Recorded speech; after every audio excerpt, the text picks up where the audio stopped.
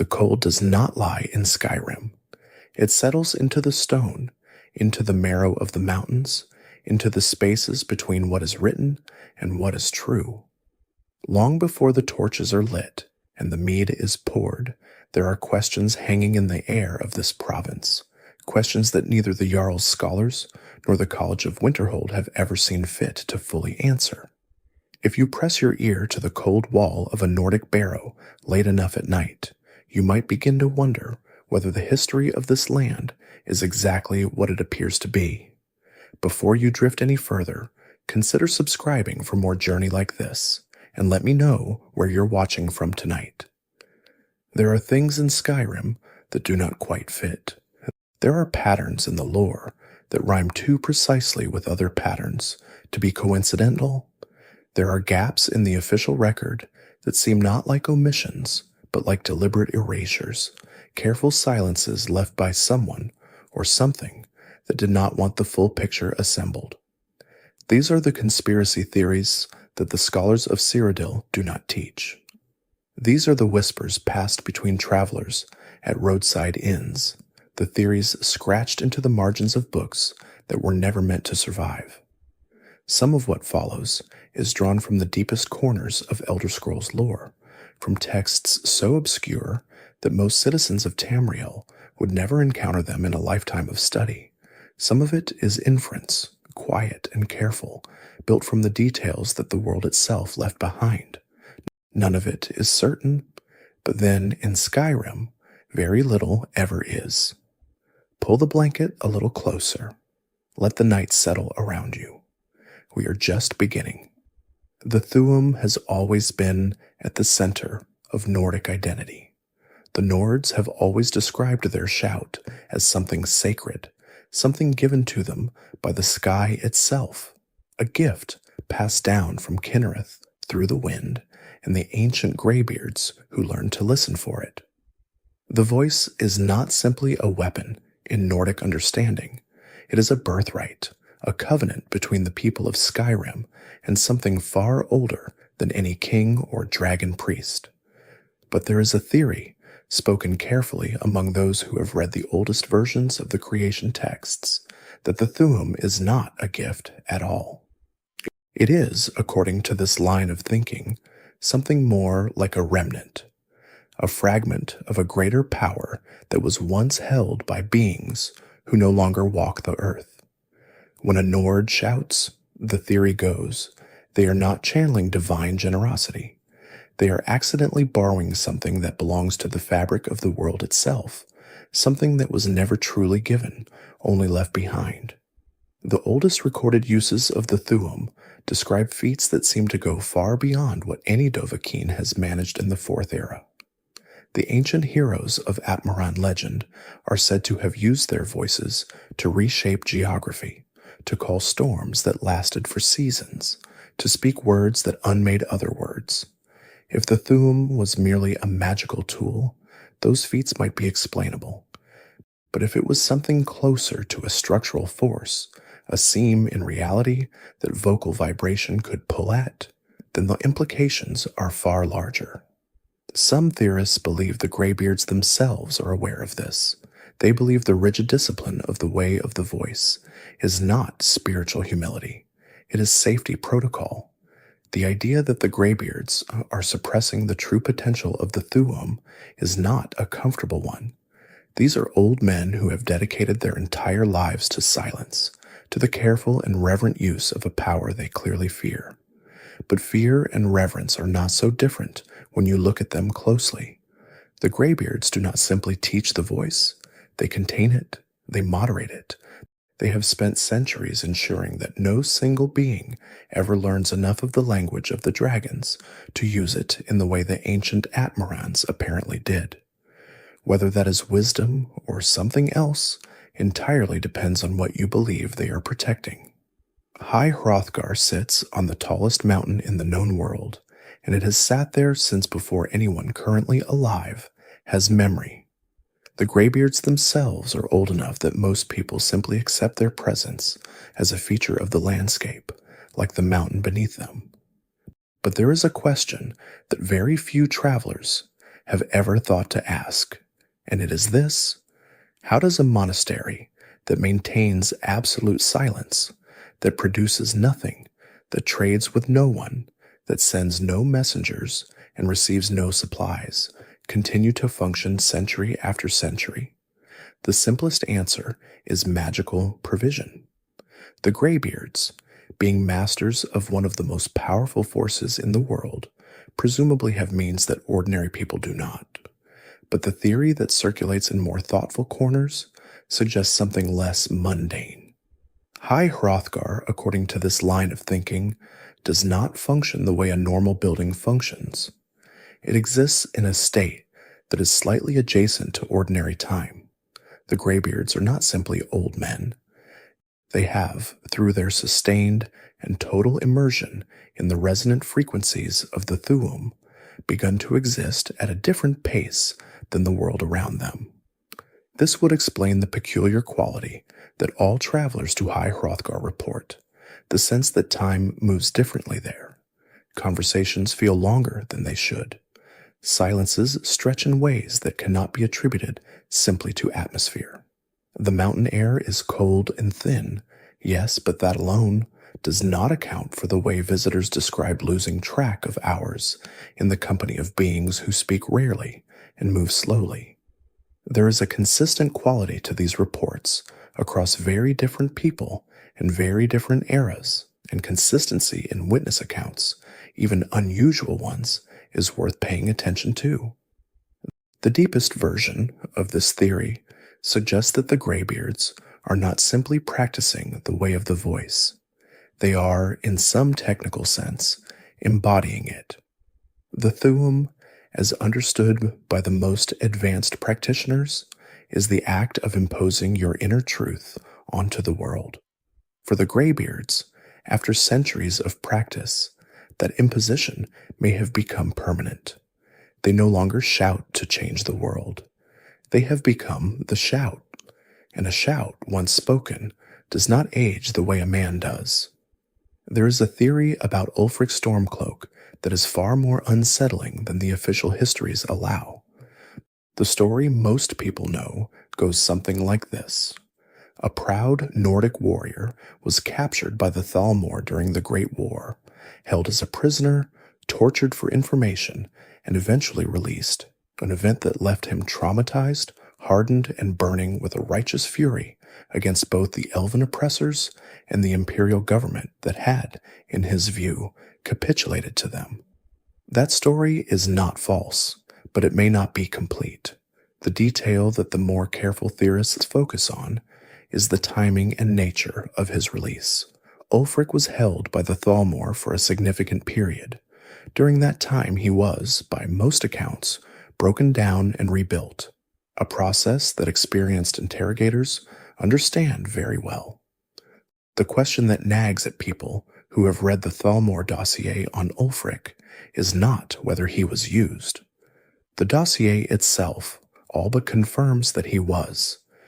The question is whether he was used knowingly or not.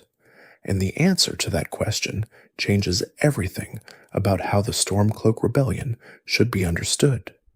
A man who knows he is being used as a pawn and plays the game deliberately is a tragic figure, perhaps even a heroic one in certain lights. A man who believes himself to be acting freely while his every movement serves another party's agenda is something far more melancholy.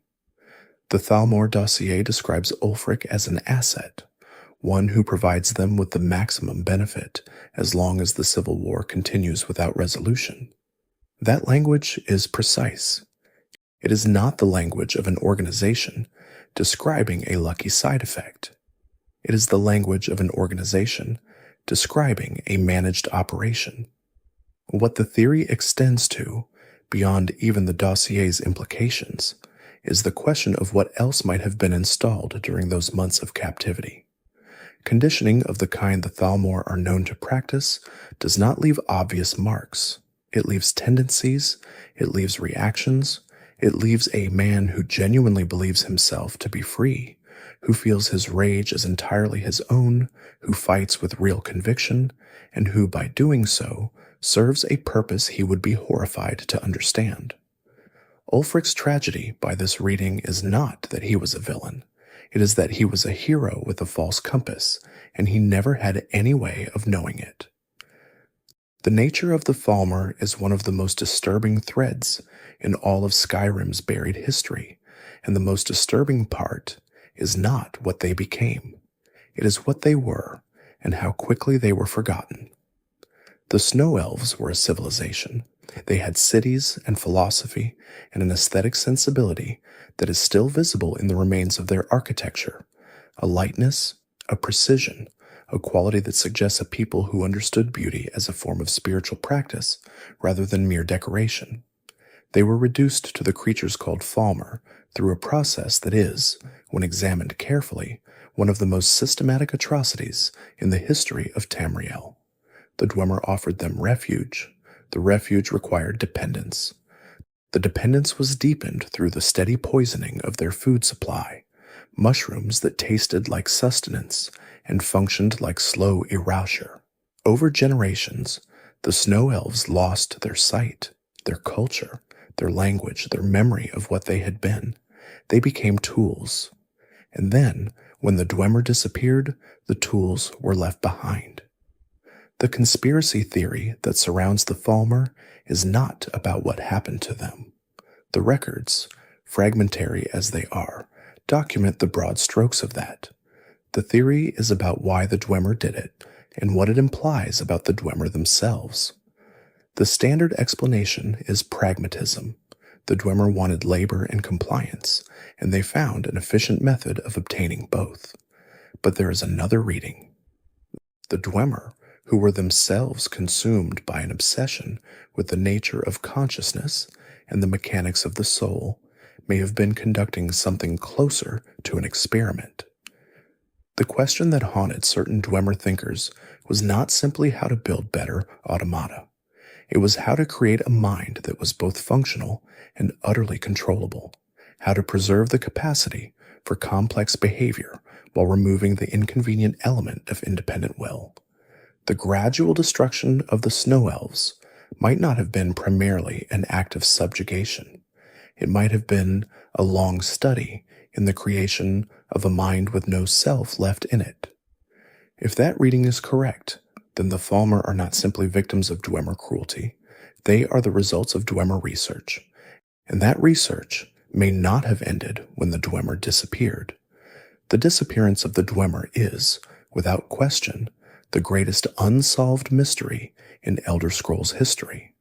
An entire race vanished simultaneously on a single day, not killed, not scattered, not driven away, but simply gone.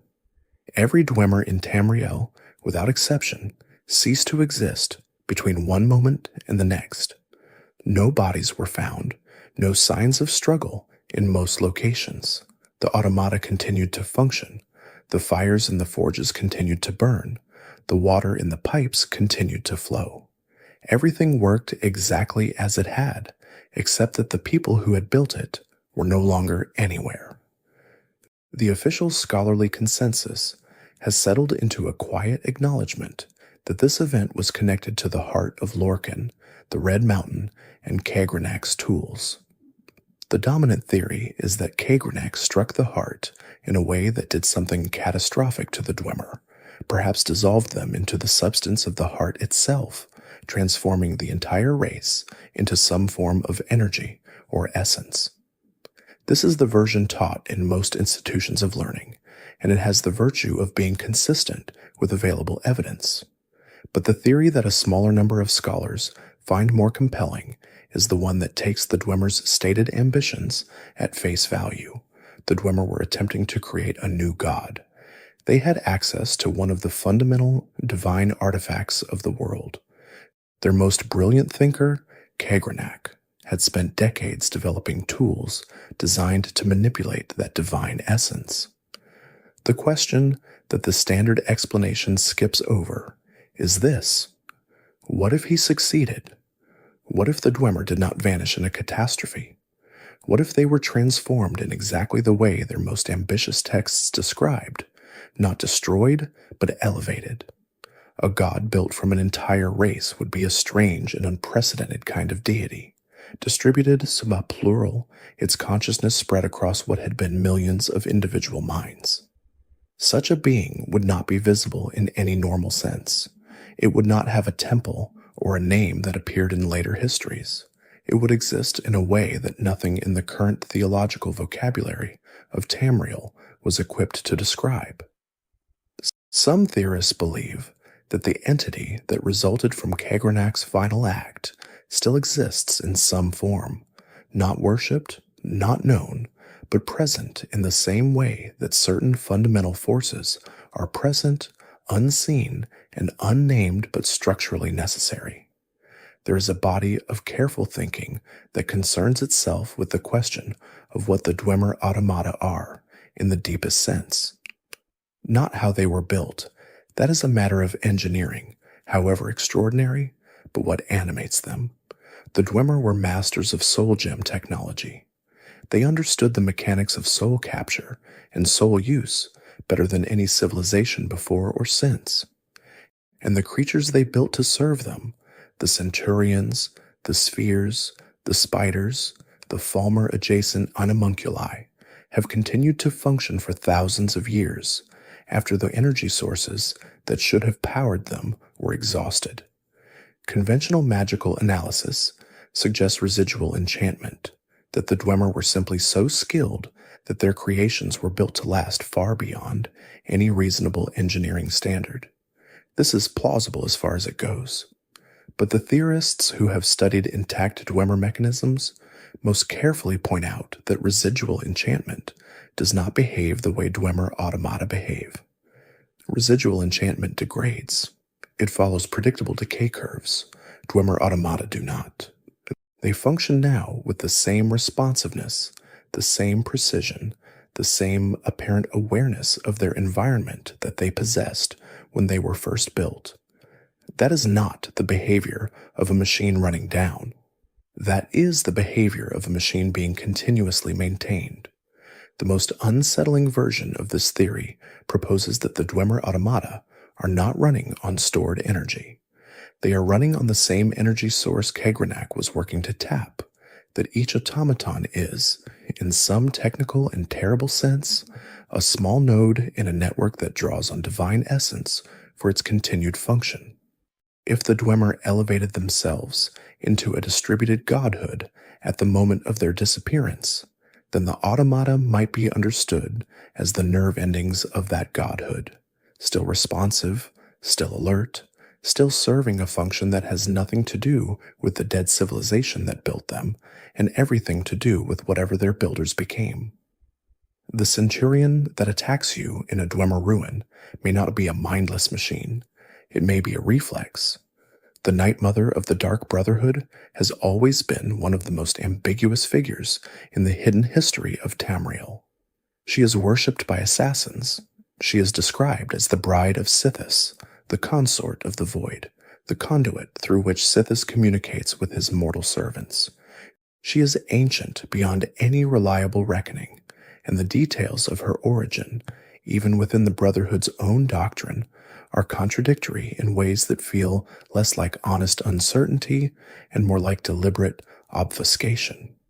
The official account of the Night Mother's origin, preserved in the Brotherhood's most sacred texts, describes a woman who murdered her own 5 children as an offering to Sithis, was in turn killed for this act by the horrified citizens of her community, and subsequently became the eternal spiritual intermediary between Sithis and the living world. This story is presented as foundational truth, but there are several things about it that do not quite add up when examined closely. The first is the nature of Sithis itself. Sithis is not, in any conventional theological understanding, a deity who communicates. Sithis is described consistently across all serious lore as the void, as the primal nothing, as the absence of existence rather than a presence within it. A being defined as fundamental nothingness does not take brides. It does not maintain contractual relationships with mortal organizations. It does not whisper instructions through chosen intermediaries. The relationship the Dark Brotherhood claims to have with Sithis is, in the strictest theological sense, impossible. The theory that follows from this observation is that the Night Mother is not what the Brotherhood believes her to be. She is not a servant of Sithis. She may not have any connection to Sithis whatsoever. What she may be instead is something stranger and in some ways more interesting, a being of considerable power who discovered that the concept of Sithis was the perfect vessel for the authority she needed to command. A religion built around an absence cannot be falsified. A God who never speaks can never contradict anything said in his name. The Night Mother may have created the theological framework that sustains the Dark Brotherhood, not as an act of devotion, but as an act of architecture. There is a theory about Blackreach that moves through the scholarly underground in whispers, because the people who advance it tend to sound as though they have spent too much time underground themselves. Blackreach is the great Dwemer cavern beneath Skyrim, an underground world of bioluminescent fungus, ancient Dwemer towers, strange crystalline formations, and the massive geode called Sinderian's Field Laboratory. It is beautiful in a way that underground places rarely are, and that beauty is, to the theorists, suspicious. The Dwemer built for function. Everything they created served a purpose that could be, at least in principle, identified and analyzed. Their aesthetic choices were not random, but they were consistent. A preference for the geometric, the precise, the mechanically optimal. Blackreach is different. Blackreach has the quality of a place that was designed to be beautiful in a way that serves no obvious functional purpose. The towers there are grander than they needed to be. The space is larger than engineering alone would require. There is something about it that feels, to the sensitive observer, like a place made to be inhabited by something that appreciated grandeur. The theory proposes that Blackreach was not primarily a Dwemer industrial site. It was a ceremonial one. The Great Dwemer Project, the creation of a new god, required not just Kagranak's tools and the heart of Lorkhan. It required a space that was, in some sense, consecrated. Not in the religious sense that an Daedric temple is consecrated, but in the architectural sense, a place shaped by deliberate intention into a form that could hold something that ordinary spaces could not. Blackreach, by this reading, was built as a vessel. The mushrooms, the crystals, the strange acoustics, the quality of the light, none of it is incidental. All of it is infrastructure for something that has not been fully understood. The detail that the theorists find most compelling is the lexicon, a Dwemer artifact of such obvious importance that it became a central object in the events of the Fourth Era, an artifact designed to record and transmit information at a fundamental level buried in the deepest and most protected part of Blackreach. What was the lexicon recording? The standard answer is that it recorded the resonance of the Elder Scroll placed nearby. But an Elder Scroll does not require a purpose-built recording device to function. The lexicon was made to record something specific, something the Dwemer needed preserved with absolute precision. The theory suggests it was recording the moment, catching the exact frequency of the act that transformed the Dwemer, preserving it against the possibility that whatever they became might someday need to be undone. The companions of Whiterun carry a secret that is, in the light of day, not particularly secret. The inner circle are werewolves, bound to Hircine by a pact made generations ago by Codlac Whitemane's predecessor. This is known to any traveler who has spent significant time in Whiterun and paid attention to rumors. But the theory that surrounds the companions does not concern the obvious fact of their lycanthropy. It concerns the question of how that pact was made and what the terms actually were. The dominant story is that a desperate leader, needing strength to defend Skyrim against some unspecified threat, made a deal with Hircine in a moment of crisis. This is a common story type in Tamrielic history. mortal desperation meeting Daedric willingness, a bargain made with insufficient understanding of what would be owed. But Hircine is not the kind of Daedric prince who takes advantage of desperate mortals in crisis. He is, according to every serious study of his nature and his sphere, fundamentally a hunter. His interest is not in the suffering of the weak. His interest is in the excellence of prey. The theory reverses the conventional understanding of the Companions' Pact. What if Hircine did not approach the Companions from a position of advantage? What if it was the other way around? The Companions, at the time of the Pact, were already among the most formidable warriors in Skyrim. A group of fighters that skilled, seeking an edge, might have come to Hircine's attention, not as desperate supplicants, but as worthy hunting grounds. The pact might not have been an act of weakness at all. It might have been a transaction between equals, the companions offering themselves as prey worth hunting in exchange for the power of the hunt itself. Hircine, by this reading, did not take advantage of them. He recognized them. This changes the moral valence of everything about the companions' relationship with their curse. If the beast blood was not given in a moment of exploitation, but accepted in a moment of deliberate exchange, then Codlac Whitemane's desire to die free of it carries a different weight. He is not trying to escape a trap. He is trying to renegotiate a contract that the circle itself, by its own standards, had honored for too long. And the question of whether the Harbinger has the right to redefine a deal made by predecessors who understood exactly what they were agreeing to is not one the Meadhall stories tend to address. The Psijic Order is perhaps the most deliberately obscure organization in all of Tamriel. They predate the Mages Guild. They predate most of the institutions that the current residents of Tamriel understand as ancient. They come from Artaeum, an island that literally disappears and reappears according to a schedule or logic that no one outside the Order fully understands. And they are described consistently as practitioners of the old ways, a form of magical discipline so archaic that the Mages Guild considers it not merely different, but philosophically incompatible with modern magical theory. The conspiracy that clusters around the Psijic Order begins with a simple question.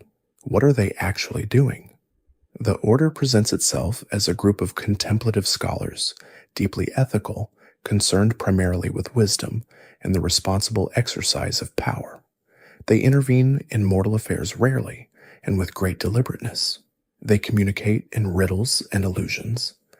They occasionally visit important individuals and offer cryptic guidance that proves, in retrospect, to have been exactly correct. All of this gives them an air of benevolent sagacity that is, to the theorists, almost too perfect. The theory proposes that the Psijic Order's primary activity is not contemplation or scholarship or even the practice of the old ways. Their primary activity is the manipulation of events at a scale that most mortals are not equipped to perceive. They do not have perfect knowledge of the future, but they have something that functions similarly, a capacity to perceive probability and pattern across long stretches of time, and the discipline and patience to intervene at precisely the moments when small actions produce enormous downstream effects. They are not wise men watching the world, they are gardeners, and the garden they tend is history itself. The detail that makes this theory hard to dismiss is Artaeum. An island that disappears is not simply an architectural curiosity. It is a statement about the relationship between a place and time. The Psijic Order does not simply live on Artaeum. They have bound Artaeum to their own temporal perspective, allowing it to exist outside the normal flow of cause and effect that governs the rest of the world. This means that when they intervene in events, they do so from a position that is not subject to the consequences of their interventions. They can act and then retreat to a place where the ripples of their actions cannot reach them. That is not wisdom. That is something that requires a more careful name. The theory about Talos is, in some ways, the most politically explosive one in all of Skyrim, not because it is speculative, but because the evidence for it sits in plain sight, and the implications are ones that neither the Empire nor the Thalmor are comfortable acknowledging. Talos was a man.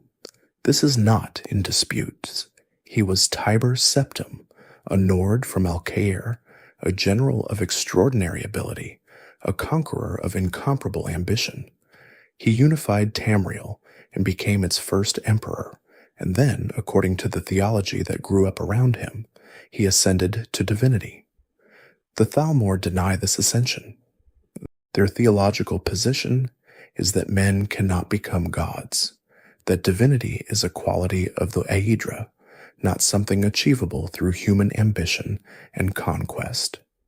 The worship of Talos is, in their framework, not simply a religious error.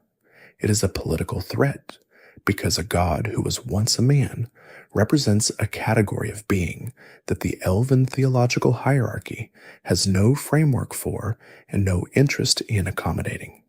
But the conspiracy that theorists return to is not about whether Talos was divine. It is about how he became divine and what it means. The mantella, the heart of the Numidium, the brass god he used to complete his conquest of Tamriel, may have been more than a power source. The Numidium, according to the most careful readings of the available lore, was a machine for achieving godhood. Kagrenak built it as a tool for transforming the Dwemer. When Tiber Septim took that machine and used it for conquest, he was perhaps unknowingly putting himself through a version of the same process. The battles fought with the Numidium's power, the sheer weight of historical force that Tiber Septim imposed on the world, may have done to him on a grand scale what Kagrenak had intended to do to the Dwemer on a collective one. If that reading is correct, then Talos is not a god in the conventional theological sense.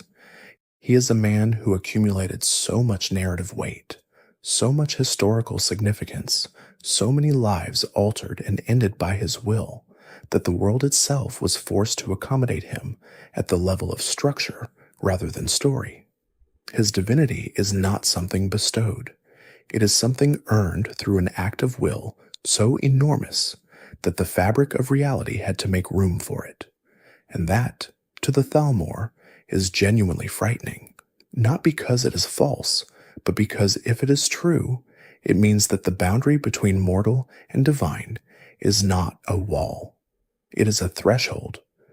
There is a theory about the Dwemer ruins that begins not with the Dwemer themselves, but with the feeling that Dwemer ruins produce. Almost everyone who has spent significant time in them reports the same quality of unease, something beyond the presence of hostile automata, beyond the darkness and the claustrophobia. There is something about the air in a Dwemer ruin that feels inhabited in a way that has nothing to do with the machinery still operating in it, something that does not move or speak, but is nonetheless present. The theorists who have paid closest attention to this phenomenon have noted that it is consistent across ruins that are otherwise very different in size, age, and architectural style. Small workshops produce it as reliably as great underground cities.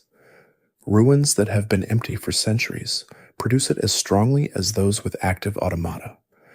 Whatever creates this quality is not dependent on the number of functioning mechanisms or the scale of the original construction. It is something else entirely. The theory proposes that the Dwemer ruins are haunted, not in the conventional sense of spirits bound to a location by unfinished business or violent death, but in a more technical and more disturbing sense. The Dwemer were practitioners of a form of soul magic that the rest of Tamriel never fully understood and has never fully replicated. When they disappeared, they did not simply leave behind buildings and machines. They left behind the residue of millions of soul magical workings, a kind of psychic sediment that has never dissipated because there was nothing in the standard magical framework to dissipate it. The presence you feel in a Dwemer ruin is not a ghost in any traditional sense.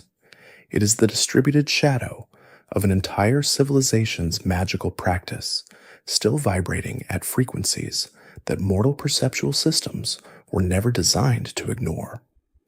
The most extreme version of this theory suggests that extended time in a Dwemer ruin is not merely uncomfortable, it is cognitively altering in ways that are subtle enough to escape notice in the short term and significant enough to matter in the long term. The people who spend years studying Dwemer ruins, the scholars, the treasure hunters, the adventurers who return again and again, may be carrying something back with them. Not a ghost, not a curse, not anything that a traditional healer would recognize as affliction. Something more like a perspective, a way of processing the world that has been slightly irreversibly adjusted by sustained proximity to the thoughts of a people who no longer exist. Mirac's story is told as a cautionary tale in the texts that address it at all. A dragonborn who turned to Hermaeus Mora, who served the Daedric Prince of Forbidden Knowledge in exchange for power, who was eventually imprisoned in Apocrypha and lay there for thousands of years until the events of the Fourth Era brought another dragonborn into contact with him. The story ends with his death, released at last from Mora's service by the only force capable of killing him. But the theory that shadows this official account concerns the nature of Mirac's original choice. The standard reading presents him as a cautionary figure, a man of great power who was corrupted by the offer of greater power, who sacrificed his integrity for capability and paid the price for that transaction across millennia of service to a master who had no interest in his happiness. This reading is not wrong exactly, but it may be incomplete. Mirac was the first dragonborn. He was given a power of enormous significance at a time when dragons were not merely dangerous animals, but literal lords, beings of divine origin who commanded the world through the voice and treated mortals as subjects rather than people. Being the first dragonborn in an era of dragon dominance was not a gift. It was a target. Every dragon in Skyrim would have understood at some level what Mirac represented, a mortal with the capacity to absorb their essence, to unmake them, to end the Dragon Lord's supremacy. The life expectancy of a being in that position, no matter how powerful, was not indefinite. Hermaeus Mora offered Mirac something that might look like corruption from the outside and like survival from the inside. Apocrypha is unreachable by dragons. Its master is one of the most powerful beings in existence. The knowledge it contains is, literally, infinite. Mirac may not have betrayed his purpose. He may have made a calculated choice to survive at any cost, and then discovered that the cost of survival, measured in centuries of servitude, was higher than he had understood. The tragedy of Mirac is not that he was weak. It is that he was clever enough to escape one trap and not clever enough to recognize that the escape was itself a different kind of trap. The Hist are among the most mysterious entities in all of Tamriel. They are trees. They are also apparently far more than trees. Ancient beings of vast intelligence, deeply networked through root systems that span the entirety of Black Marsh, connected to the Argonians in a relationship that is part symbiosis and part something that does not have a clear name in any language developed by species who do not have a comparable relationships with their environment. The Hist communicate, no, still they plan. They have acted at historical moments of crisis in ways that suggest awareness of events far beyond their physical location. The conspiracy theory about the Hist begins with the observation that Black Marsh has never been successfully conquered. The Dwemer never seriously attempted it. The Aelids ignored it. The Akaviri invasions stopped at its borders. The Septim Empire nominally controlled it, but never exercised the kind of administrative authority in Black Marsh that it exercised elsewhere. The Dominion finds it essentially ungovernable. Every empire that has ever touched Tamriel has in practice left Black Marsh alone. The conventional explanation is environmental. Black Marsh is dangerous in ways that make military occupation impractical. The diseases, the geography, the fighting style of the Argonians, all of these make it a poor target for conquest, even by very capable forces. This explanation is not wrong, but it does not quite account for the consistency and totality of the phenomenon. Other difficult environments have been conquered. Other dangerous peoples have been subjugated. The immunity of Black Marsh goes beyond difficulty to something that feels more like protection. The theory proposes that the Hist are not passive beneficiaries of Black Marsh's natural defenses. They are the architects of those defenses. The disease environments, the geography, the Argonians' unusual resistance to mind-affecting magic, all of it may be the result of thousands of years of deliberate haste engineering of the ecosystem and the beings within it. The Hest do not simply react to threats. They anticipate them, prepare for them, and shape the physical and biological reality of Black Marsh in advance of conflicts that have not yet occurred. By this reading, the Argonians are not simply the Hist's children. They are the Hist's first and most sophisticated defensive system, a people shaped over millennia of subtle biochemical influence to be exactly what Black Marsh needs them to be. The College of Winterhold sits on the edge of a cliff above the Sea of Ghosts, in a city that was nearly destroyed, some say because of the college itself. The great collapse that took most of Winterhold into the sea is officially attributed to natural forces, exacerbated perhaps by the instability of the Red Mountains eruption years earlier. The College of Winterhold denies responsibility. The Jarl of Winterhold, at least publicly, accepts this denial. The citizens of Winterhold do not. The theory about the college concerns not the great collapse itself, but the college's response to it. When most of Winterhold fell into the sea, the college was unaffected, not slightly damaged, not protected by significant defensive works, simply unaffected. A magical catastrophe of regional scale simply stopped at the college's walls. The mages have explanations for this, involving the specific enchantments placed on the college's foundations and the nature of the wards maintained by successive archmages over centuries. These explanations are technically coherent.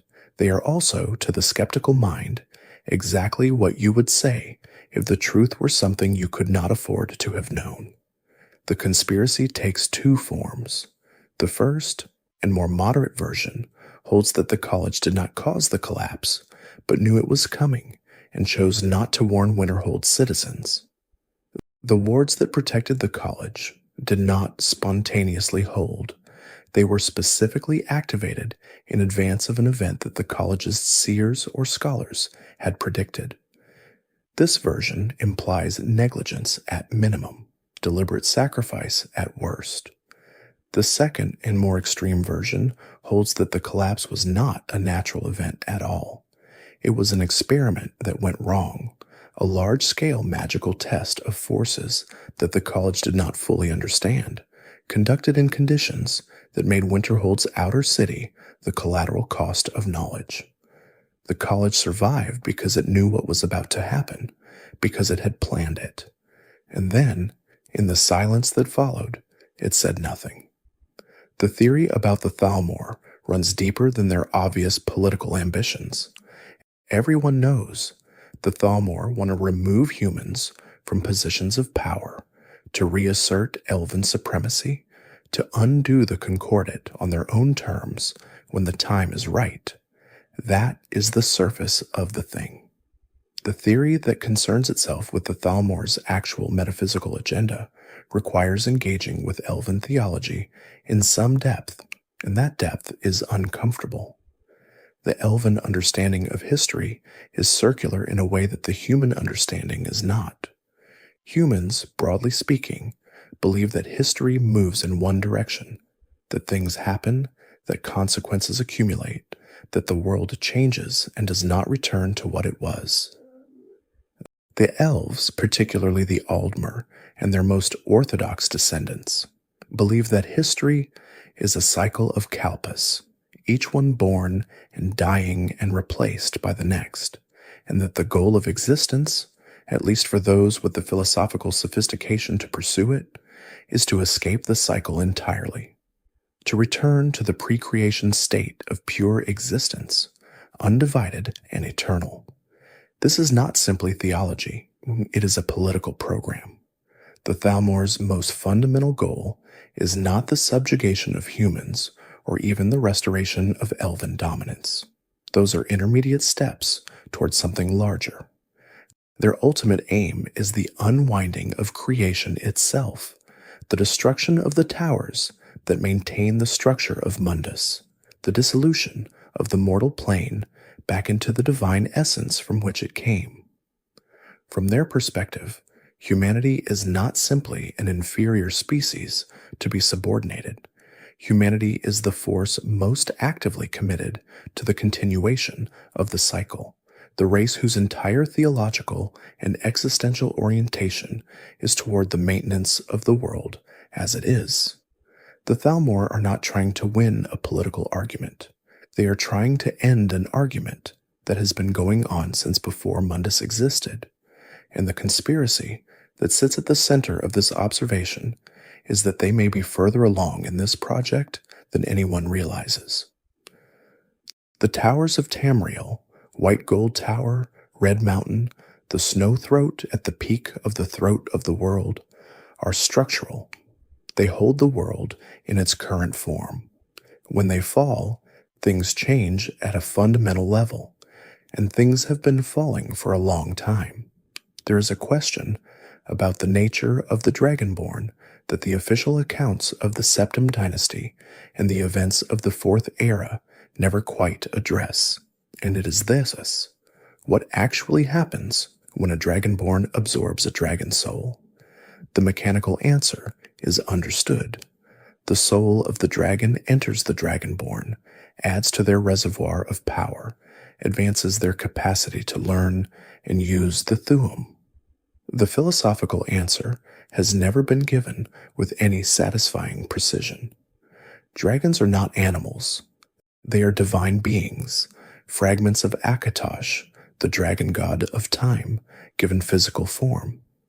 Their souls are not simply repositories of power. They are, in every meaningful theological sense, pieces of a god.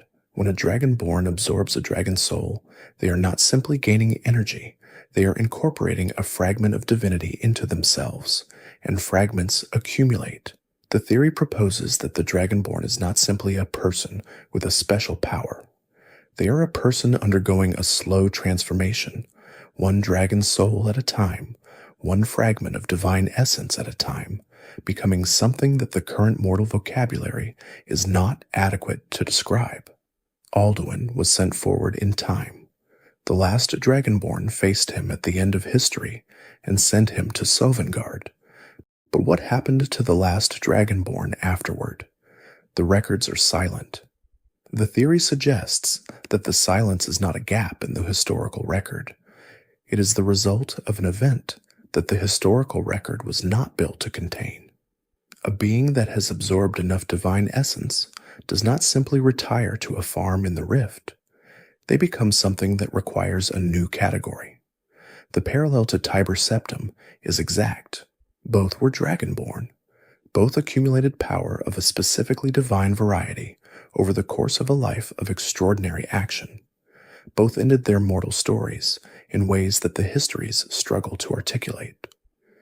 The theory does not claim that the last Dragonborn became a god.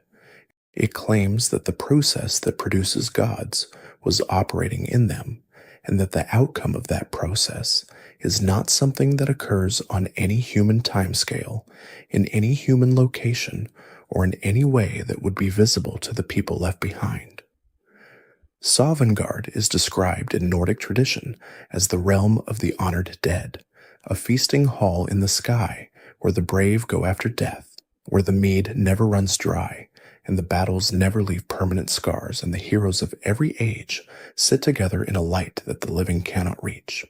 It is one of the most fully realized afterlife visions in all of Tamriel, and it is, as the Dragonborn discovered in person, entirely real. But the conspiracy theory about Sovngarde does not concern its reality. It concerns its location and its nature. Sovngarde is not simply a comfortable afterlife.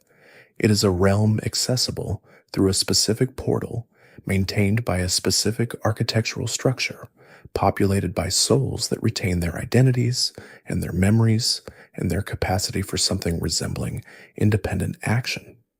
In every technical sense, Sovngarde is a plane of oblivion, a pocket realm of the kind created by Daedric Princes to house their chosen servants and maintain their power bases. The theory asks, if Sovngarde is structured like a Daedric realm, who created it? The standard answer is Shor, the Nordic version of Lorcan, the trickster god of men, whose heart was turned into the first Numidium and whose own divine essence was scattered by the gods who opposed him. Shor built Sovngarde as a refuge for the souls of his favored people, a place outside the normal divine hierarchy where Nordic warriors could exist beyond the reach of the elven gods who had destroyed their patron. But a god who is scattered and broken does not, in the normal theological understanding, retain the capacity to maintain a pocket realm for eternity. The Daedric Princes, who do maintain such realms, do so because they are intact, fully realized divine consciousnesses with stable power bases. If Shor were truly as diminished as the official accounts suggest, Sovngarde should not exist with the coherence and permanence that it clearly possesses. The theory's conclusion is that Shor is not as diminished as he appears, that the scattered, defeated god of men has in some form or configuration that does not match any known theological category retained enough of himself to maintain Sovngarde across all of recorded history, and that the reason for his apparent absence from mortal affairs is not weakness but choice. The Companions, the Dark Brotherhood, the Thieves' Guild, and the College of Winterhold are the four great organizations of Skyrim. They are ancient, they are influential, and they are, according to a theory that has been developed with considerable care, not independent of each other. They are pieces of a single architecture, four institutions that together serve a function that none of them individually understands and none of them would willingly accept. The evidence assembled for this theory is circumstantial but substantial. All four organizations have ancient roots that predate their current forms. All four have connections to Daedric influence that they acknowledge to varying degrees. All four are structured around the idea of a chosen one, a figure who arrives, demonstrates exceptional ability, rises through the ranks, and is ultimately positioned to represent the organization at its highest level. And all four, in the events of the Fourth Era, are encountered by the same individual. The theory proposes that this is not coincidence. The four organizations were not built independently and happen to have structural similarities. They were built according to a single pattern, by a single intelligence, for a purpose that required all four to be accessible simultaneously to the right kind of person. The right kind of person in this framework is not simply someone who is adventurous and capable. It is someone who is in the process of becoming what the Dragonborn becomes, someone who is accumulating not just power, but institutional knowledge, connections across the full spectrum of Skyrim's hidden infrastructure, and the kind of comprehensive understanding of the province that would be necessary to do something very specific with it. What that specific thing is, the theory does not claim to know precisely, but the shape of it is visible in the pattern. An individual who has access to the warrior tradition, the assassin tradition, the criminal tradition, and the magical tradition simultaneously is someone who can operate at every level of society without being stopped by any of its gatekeepers. Someone built that infrastructure. Someone left it in place across centuries, waiting for the arrival of the specific kind of person who could use all four keys at once. The nature of time in Tamriel is not the nature of time in the world that most people live in. This is not a metaphysical observation about the strangeness of Elder Scrolls lore. It is a literal fact about how Elder Scrolls cosmology works, and it has implications that the conspiracy theorists find endlessly generative. Time in Tamriel is not a river. It is more like a substance, one that can be compressed, stretched, folded, interrupted, and in certain extreme circumstances, reversed. The Dwemer understood this. Kagranak's tools were not simply soul manipulation implements. They were instruments for working with the fundamental substance of time and causality.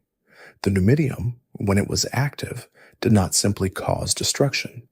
It caused instability with breaks and compressions in the local flow of time that produced events like the warp in the West, in which multiple mutually contradictory outcomes occurred simultaneously and then collapsed into a single reality. The Numidium was a machine for breaking time, and it did its job excellently. The conspiracy that concerns itself with time centers on the question of what has been broken and whether it can be fixed. The warp in the West was visible and documented, even if its true nature is suppressed in official histories. But smaller temporal disruptions, the theory proposes, are occurring constantly and going unnoticed. Moments where the fabric of cause and effect is thin enough that alternative possibilities bleed through, where a person who should have died survived, where a prophecy that should have been false came true, where the world chose a path that it should not have had the option of choosing. The dragon break that surrounded the Tiber Septim era was the largest documented temporal disruption in recorded history, a period when, depending on whose account you read, the events of an entire historical epoch occurred simultaneously in multiple contradictory versions, and the survivors could not agree on what had happened because all of them were right. Most scholars treat this as a theological mystery and move on. The theorists treat it as a warning. Whatever made the dragon break possible is not gone. The conditions that produced it have not been resolved. And somewhere in the deep machinery of Tamriel, in the places the Dwemer built and then left behind, something is still running that was designed to do to time what a Dwemer centurion does to flesh. Skyrim is a province of hidden things. This is not unusual in itself. Every part of Tamriel has its secrets, its buried histories, its uncomfortable truths that the official record declines to address. But Skyrim has an unusual density of things that are hidden in a specific way, not forgotten, not accidentally lost, but deliberately placed out of sight by intelligences that understood exactly what they were hiding and exactly how important it was that it stay hidden. The barrows are deliberate. The dragon walls are deliberate. The placement of certain artifacts in certain ruins, accessible only to certain kinds of people, deliberate. Someone or something spent an enormous amount of time and effort arranging Skyrim the way you might arrange a room before a very specific guest arrives. Moving the furniture so that the exits are clear, placing the tools where they will be found, making sure that the right information is available in the right order to the right person, who will not know until it is nearly over that the entire sequence has been managed for them from the beginning. The Dragonborn, by this reading, is not simply a hero who rises to meet a crisis. They are the intended recipient of an arrangement that has been in preparation for a very long time. The crisis itself, Alduin's return, the Civil War, the ancient conspiracies reactivating, may not be the thing that required the Dragonborn. It may be the mechanism that produced the Dragonborn in the necessary form. The danger was not the problem, it was the process. And when the Dragonborn had done what they were arranged to do, the arranger, whoever or whatever that is, did not announce itself, did not explain, did not take credit. It simply moved on to the next arrangement, in the way that someone moving pieces on a very large board does not stop to explain the game to the pieces.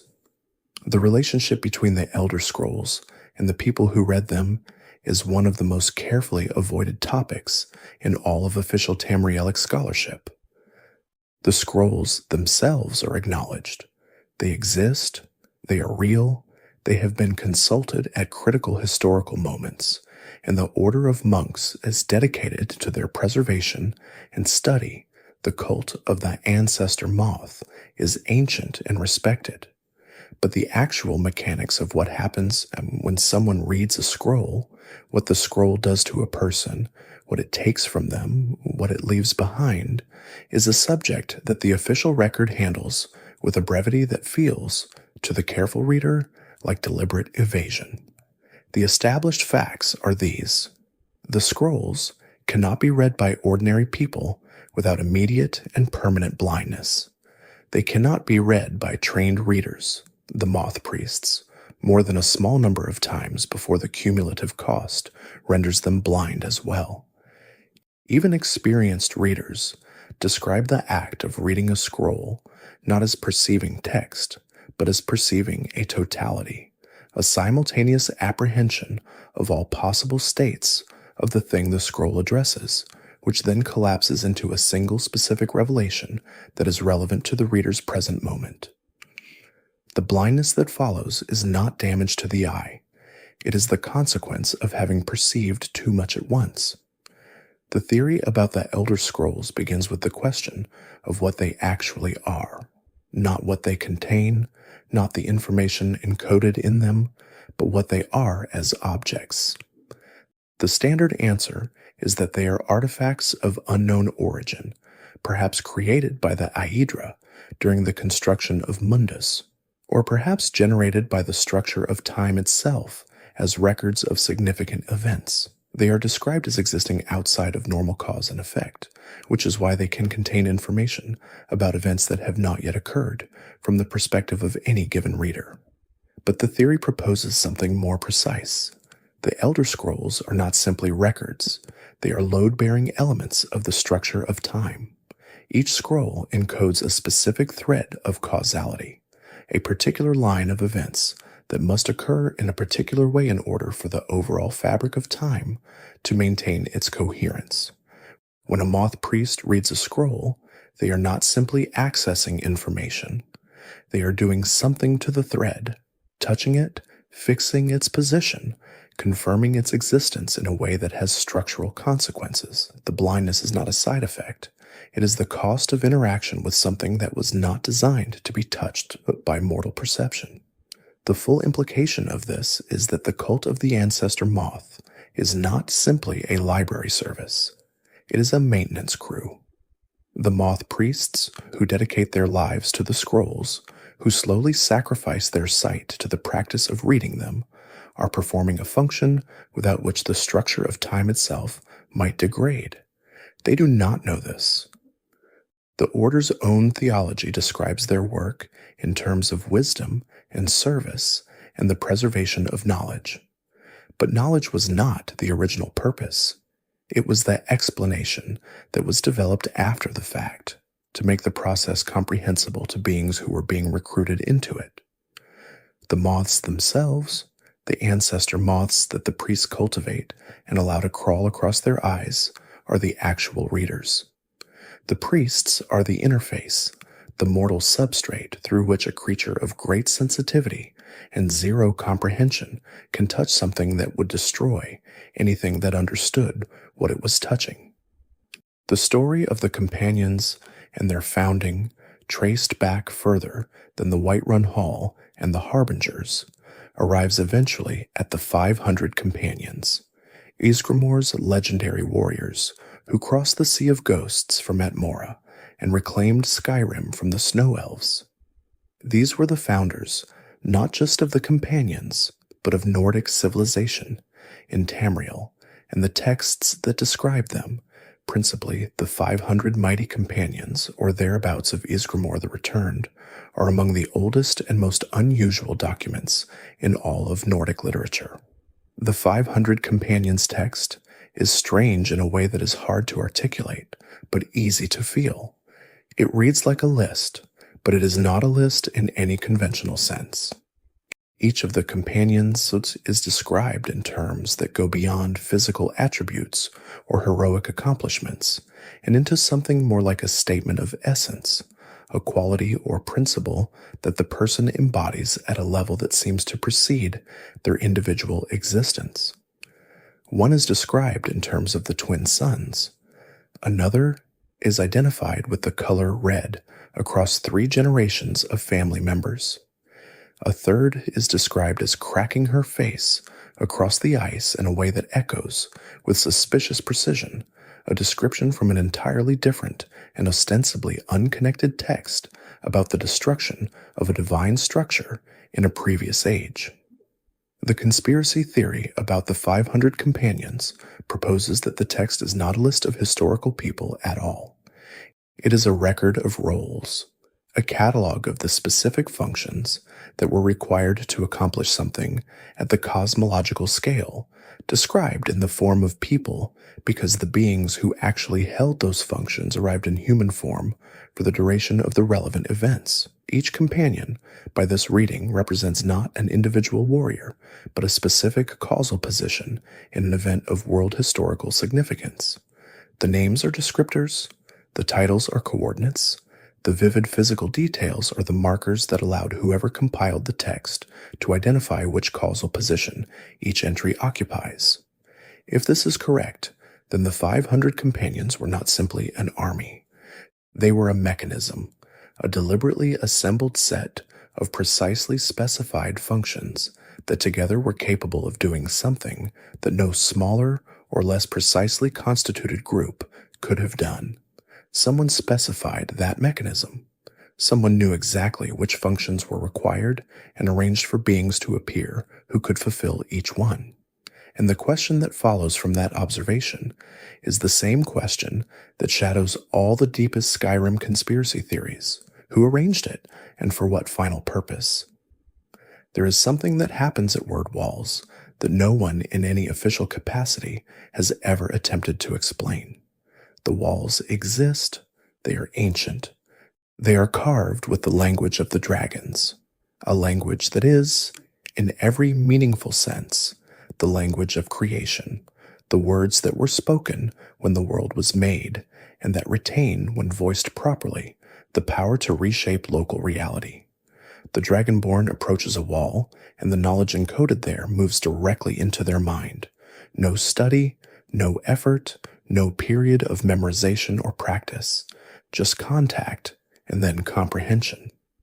This is described in the texts that address it at all as a function of the Dragonborn's unique nature, their dragon soul, which is compatible with and receptive to the dragon language in a way that ordinary human souls are not. This explanation is adequate for a surface reading. It does not, however, address the question of what the word walls actually are, as opposed to what they contain. The theory that surrounds word walls begins with their placement. They are not random. They are found in locations of specific historical significance, places where ancient events of great weight occurred, where the stone itself carries the memory of things that happened there. They are almost always accompanied by a dragon, either a living one or a dragon burial mound from which a dragon rises when the Dragonborn approaches. The dragon is never simply a guardian placed there by some ancient king. It is something more specific, a being whose existence is tied to the word wall in a way that requires its presence at the location.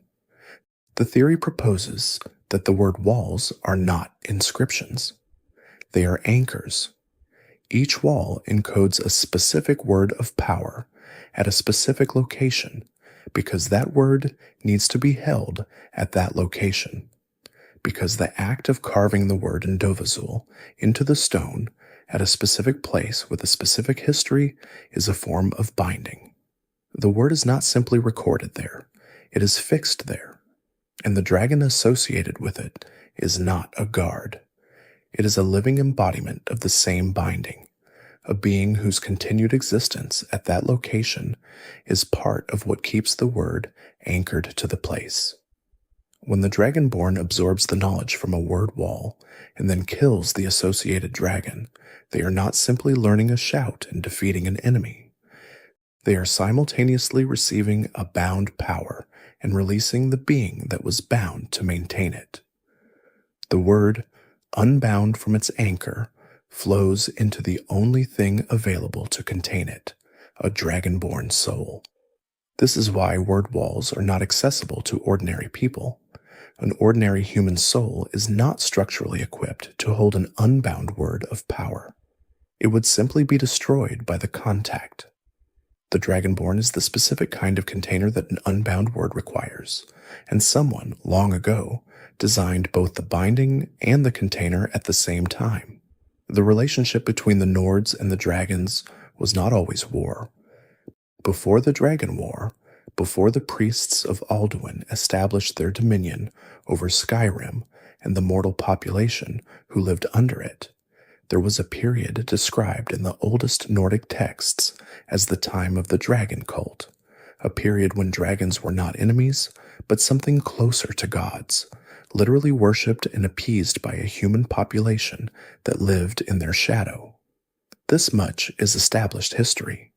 The conspiracy theory that surrounds it concerns the nature of that original relationship and what it left behind. The dragon priests, but the highest human servants of the dragon lords, were not simply political appointees or religious functionaries.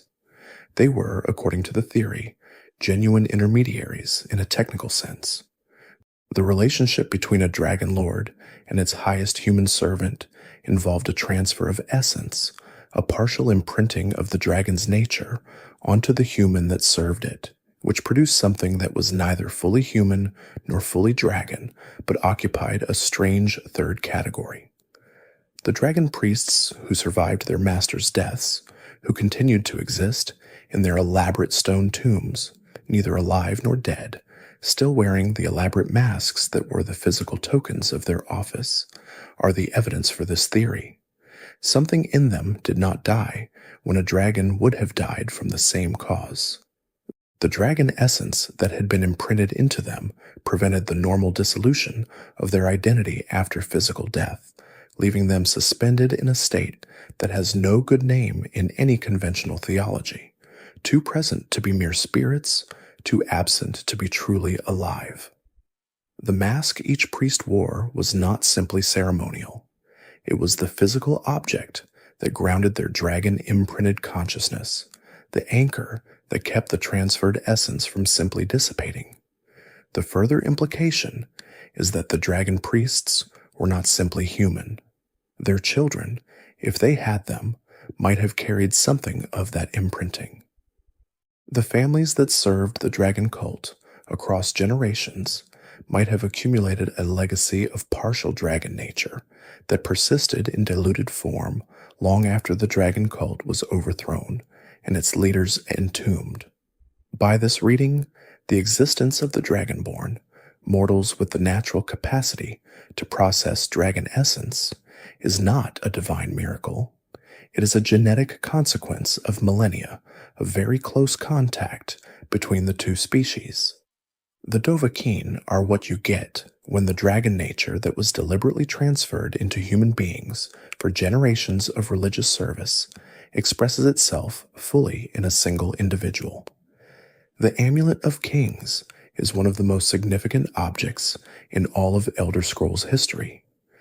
It was the symbol of the Septim Dynasty, the requirement for lighting the dragon fires of the White Gold Tower, the artifact that sealed the covenant between the mortal world and Akatosh. When it was destroyed in the events of the Oblivion Crisis, something fundamental changed about the relationship between Mundus and Oblivion. The dragon fires went out, the barriers weakened, and the Daedric invasion that followed nearly unmade the world. The conspiracy theory about the Amulet of Kings is not about its destruction. It is about what it was before it became what the Septim dynasty used it as. The amulet is described in some of the oldest available texts as a creation of Alessia, the first empress of Cyrodiil, the slave queen who freed her people from the Aelids and established the first human empire in Tamriel. Alessia is said to have been given the amulet by Akatosh himself, and the covenant it sealed was the agreement between Akatosh and the mortal world. The gods promised that as long as the dragon blood of the covenant holder touched the amulet, the barrier between Mundus and oblivion would hold. But Alessia was born into slavery. She was a mortal woman of no particular divine lineage, so far as any historical account suggests, before she became an empress. The question the theory asks is, how does a slave woman come to the personal attention of the god of time to the degree that the god makes a covenant with her specifically, creates an artifact of world historical significance, and hands it to her? The answer the theory proposes is that Alessia was not simply a remarkable woman. She was the culmination of a long preparation, a lineage that had been shaped over many generations specifically to produce someone who could bear the amulet and maintain the covenant. Someone arranged Alessia the way someone arranged the Dragonborn, and the being that arranged her may have been the same one that arranged everything else. The Silver Hand, the werewolf hunters who serve as antagonists to the companions in the Fourth Era, are usually understood as a simple vigilante organization, an extremist splinter from the companions' own tradition that turned against the werewolf nature they once shared. This reading is not wrong as far as it goes, but the Silver Hand's actual history is older and stranger than the brief summary suggests, and the conspiracy theory about them concerns not what they became, but what they originally were. The Silver Hand predates the current iteration of the companions. There is evidence in the older texts that an organization matching their description, specifically oriented toward the hunting and destruction of lycanthropes, existed in Skyrim during a period well before the companions' founding in anything like their current form. This earlier organization was not a vigilante group. It was closer to a religious order, and its theology was not simply anti-werewolf sentiment. It was, and in its original form, explicitly anti-Hircine. Hircine is the Daedric Prince of the Hunt. His sphere encompasses predation, the relationship between hunter and prey, and the transformative power that lycanthropy represents. The Silver Hand's original doctrine, so far as the fragmentary sources allow reconstruction, was not that werewolves were simply dangerous. It was that Hircine's claim on mortal souls, through the beast blood and the soul trap that prevents werewolves from reaching Sovngarde, was an act of theft, a violation of the agreement between the Nordic dead and Shor, whose realm in Sovngarde was designed to receive them. The conspiracy lies in the implication. If the Silver Hand was originally a religious organization protecting the Nordic dead from Hircine's claim, then their degeneration into a simple hatred group represents the same kind of corruption that the theory attributes to the Dark Brotherhood, an original purpose, sacred and specific, worn away over time until what remains is a reflexive violence that no longer knows why it was first practiced. And somewhere in the Silver Hand's buried institutional memory, in the oldest parts of their doctrine that were long since forgotten by anyone currently wearing their symbol, is a theology that was in its own way coherent. The question is, what happened to the people who remembered it, and why they stopped passing it on? There are things carved into the walls of Nordic barrows that have never been given a satisfying explanation. Not the word walls. Those are documented and understood in their basic function. Not the carved reliefs that depict the heroic histories of the families buried within. Those are conventional funerary art, present in burial traditions across every culture in Tamriel. The things that interest the theorists are smaller. Patterns repeated in the stonework at specific intervals, arrangements of symbols that appear identical across barrows that are separated by enormous distances and were constructed by entirely different groups at entirely different times. Architectural analysis of Nordic burial construction in Skyrim has established that the barrows were not built according to a single centralized design. Different clans, different regions, different eras of construction all produced variations that are clearly regional and temporal. But within those variations, across all of them, certain patterns persist with a precision that casual aesthetic preference cannot explain. Whatever those patterns represent, they were important enough that Nordic builders maintained them across centuries of cultural change, geographic separation, and shifting political authority. The theory that concerns itself with these patterns begins with the observation that they match, in several instances, notations found in Dwemer texts dealing with resonance and acoustic properties.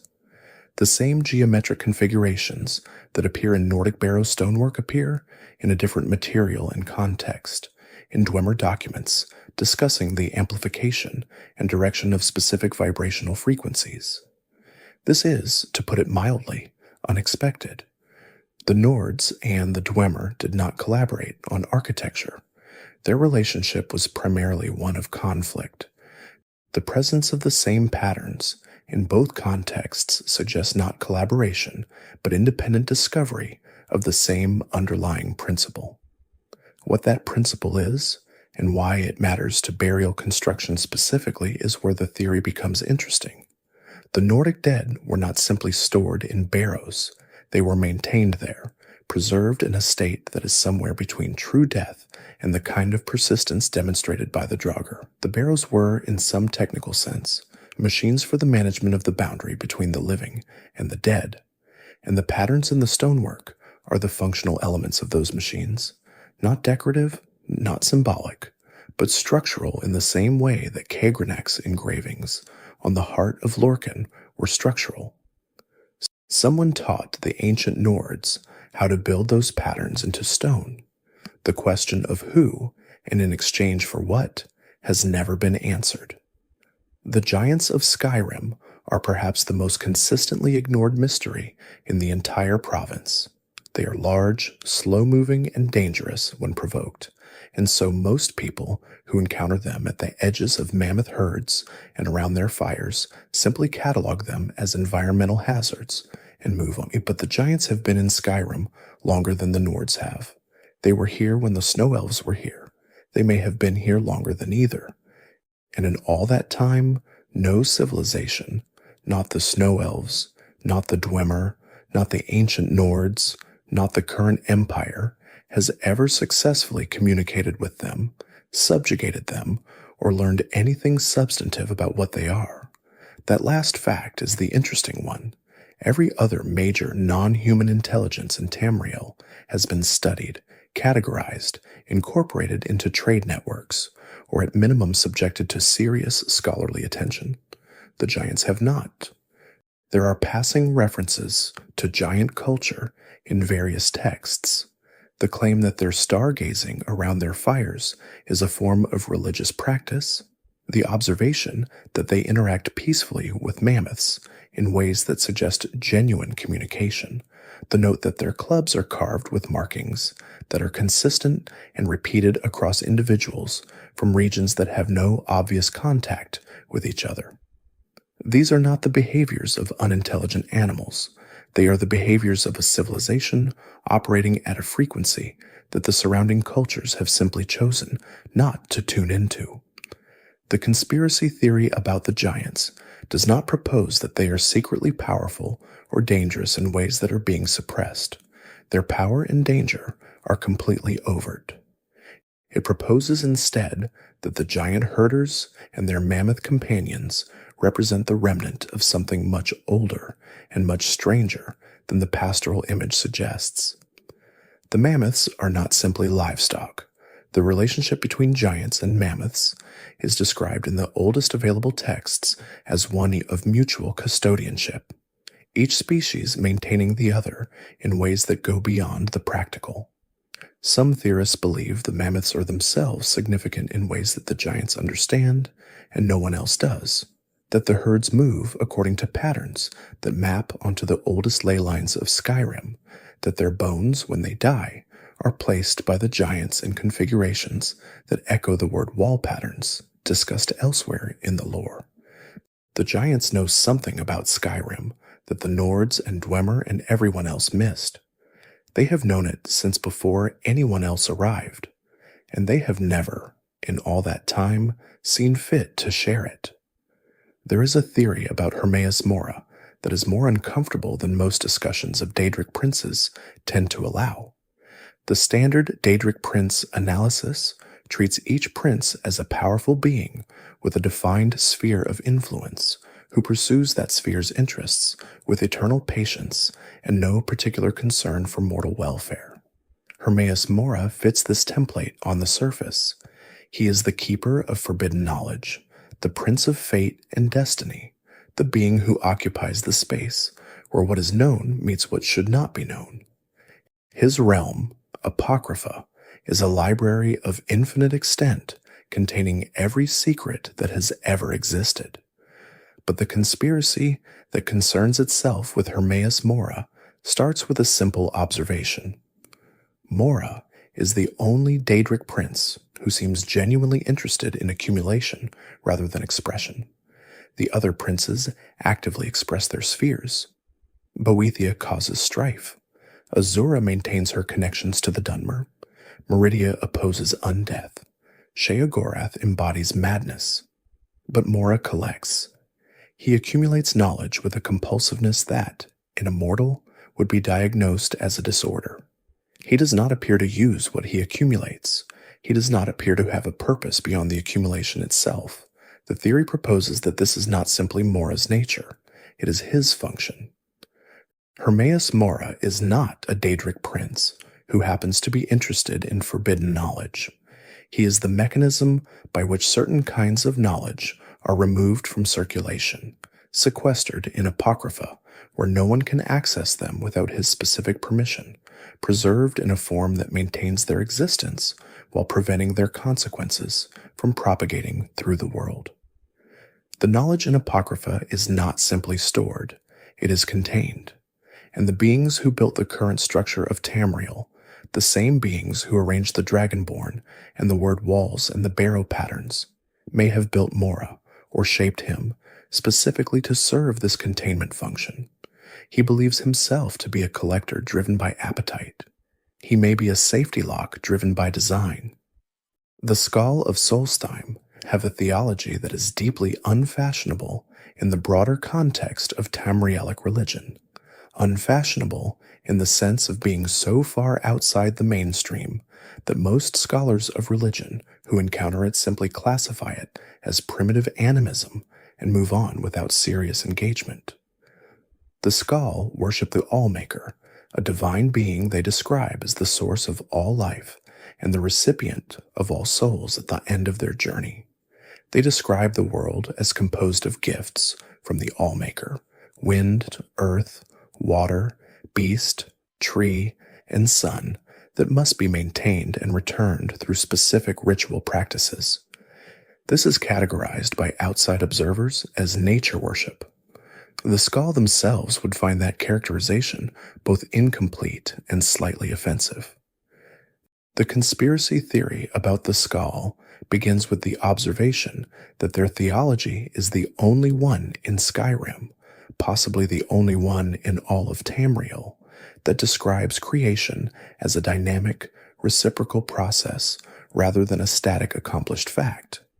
Every other major religion in Tamriel describes creation as something that happened, that is maintained by the gods, and that mortals participate in as receivers rather than contributors. The Skald describe creation as something that is happening constantly and that requires active mortal participation to continue. The gifts of the Allmaker are not simply given.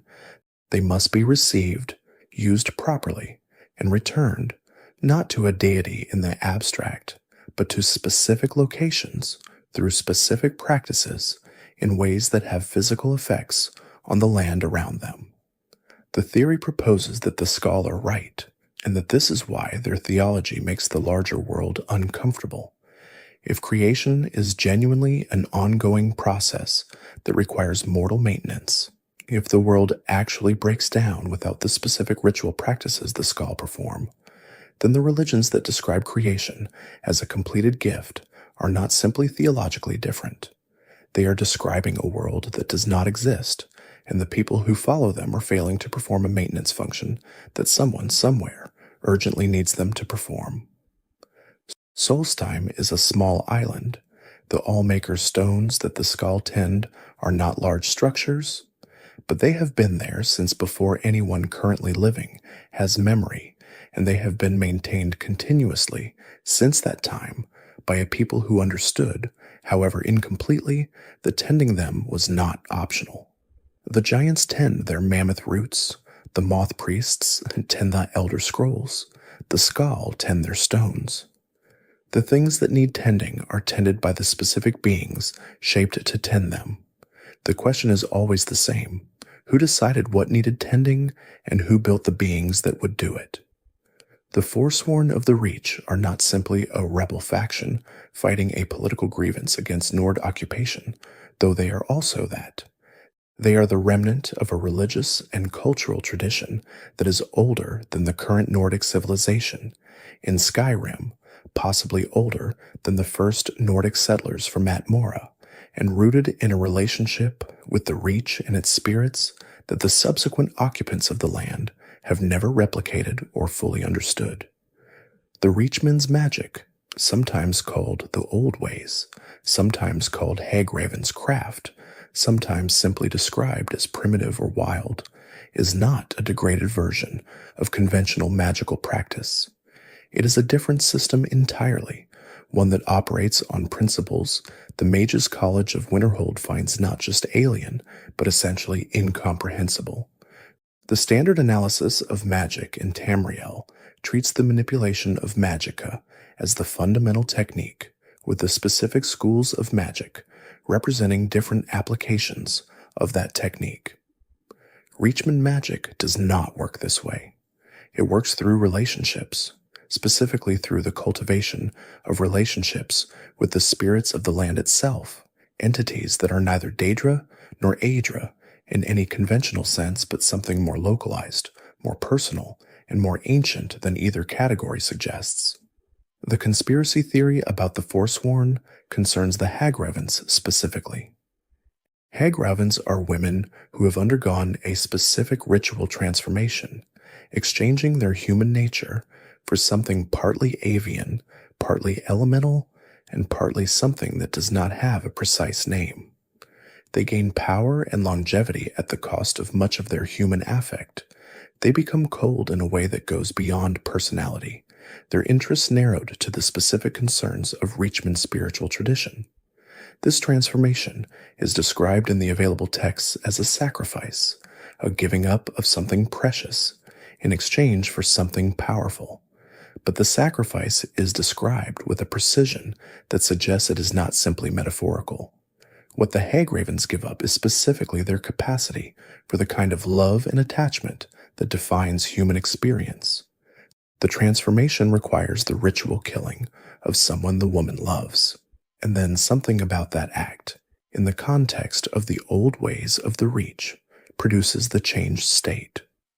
The theory proposes that what this ritual actually does is offer a soul, not to a Daedric prince, but to the land itself, to the spirits of the Reach that the Reachmen cultivate relationship with. The soul of the beloved, given to the land, creates a binding between the Hagraven and the Reach that is far more fundamental than any magical compulsion. It is a marriage. The Hagraven becomes, in a very specific technical sense, partly the land, and the land, through her, has a voice in human affairs in a way that it otherwise would not. The Hagravens are not simply powerful witches. They are the speaking parts of something that has no other way to speak. Azura is one of the most complicated figures in the Daedric pantheon from the perspective of anyone trying to understand her actual motives. She is worshipped by the Dunmer as the Mother of the Rose, a prophetic and protective presence who foresaw the transformation of the Chimer into the Dunmer and maintained the good faith of her people through centuries of hardship. She is the Prince of Dusk and Dawn, the liminal hours, the thresholds between states. She has intervened in mortal history in ways that appear benevolent more consistently than almost any other Daedric prince. She appears to care about her worshippers in a way that most Daedric princes do not. The conspiracy theory about Azura does not question her relative benevolence compared to other Daedric princes. It questions whether benevolence is actually what drives her, or whether her actions, which appear benevolent, serve a purpose that her worshippers and the broader world have not understood. Azura is the Prince of Dusk and Dawn, the moments of transition, the thresholds. Her sphere is change, specifically the change between states. Her interest in the Dunmer and their transformation is not, by this reading, primarily protective. The transformation of the Chimere, their darkened skin and red eyes, the permanent alteration of their physical nature, was a change of state. Azura's prophetic awareness of it in advance, and her arrangement to maintain her people's faith through it, suggests not protection, but management. She did not prevent the change. She managed the transition.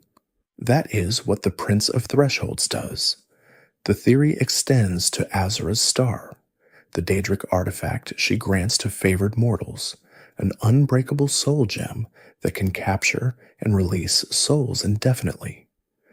In the hands of a mortal necromancer, this is an enormously powerful tool. In Azura's hands, it is a way of maintaining contact with mortal souls at the moment of their maximum transition, death itself. The theory proposes that Azura's star, in its original and intended form, is not a gift at all. It is an instrument of observation. Azura collects the souls that pass through her artifact, not simply to hold them, but to study the moment of transition, the threshold between life and death, in as many individual instances as she can gather. She is the scholar of change, and every soul that passes through her star teaches her something about the nature of the boundaries she governs. The final implication of this is the one that her worshippers would find most disturbing.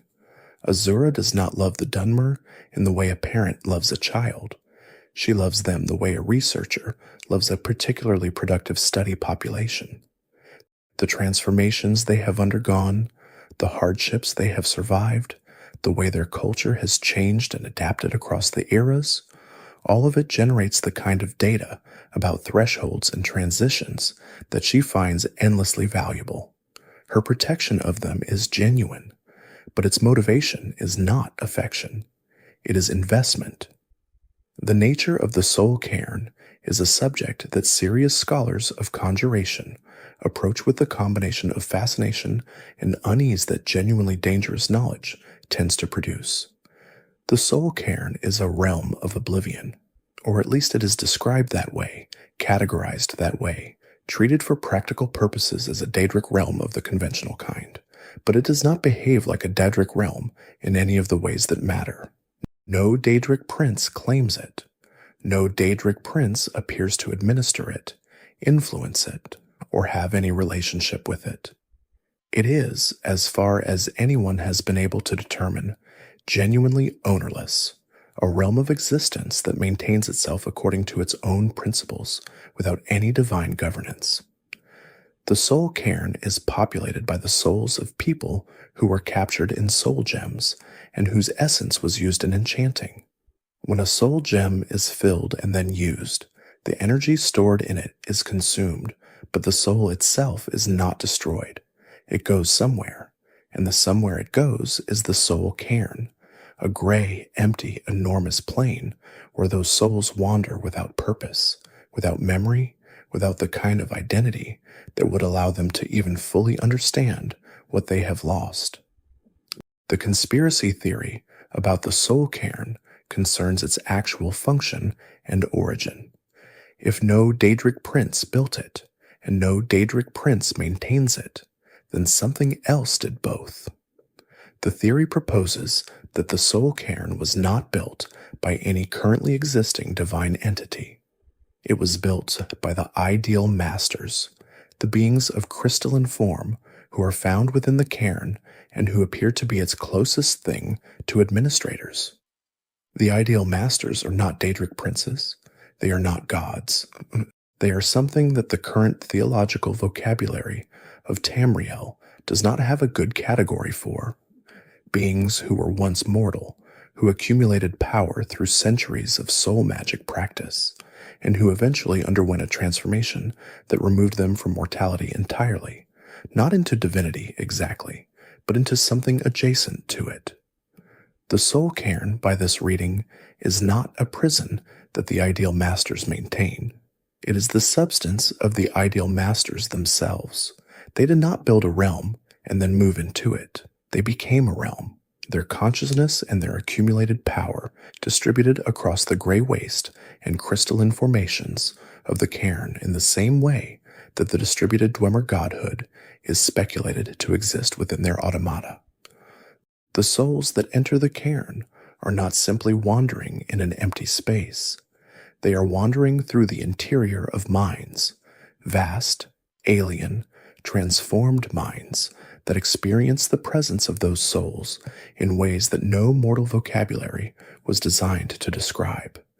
And the ideal masters, whatever they once were, whatever they wanted when they first began accumulating the power that eventually consumed them, have been experiencing those wandering presences for long enough that the distinction between the realm and the beings who are the realm has become entirely academic. The roads of Skyrim are maintained. This is not a trivial observation. Roads require upkeep. Stone wears and cracks.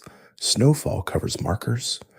Bridges are damaged by flooding and ice, and the simple weight of time pressing down on them. And yet the roads of Skyrim, even in the most remote holds, even in regions that have experienced decades of civil unrest and neglect, even in passes where no trade caravan has ventured in living memory, are passable, not pristine, not maintained to the standard of the imperial city, but passable, consistently, persistently, across conditions that should have rendered them otherwise, passable. Who maintains the roads of Skyrim? The Jarls maintain their own roads within their holds when they have the resources to do so. The Empire, when it had active influence in the province, maintained the primary trade routes.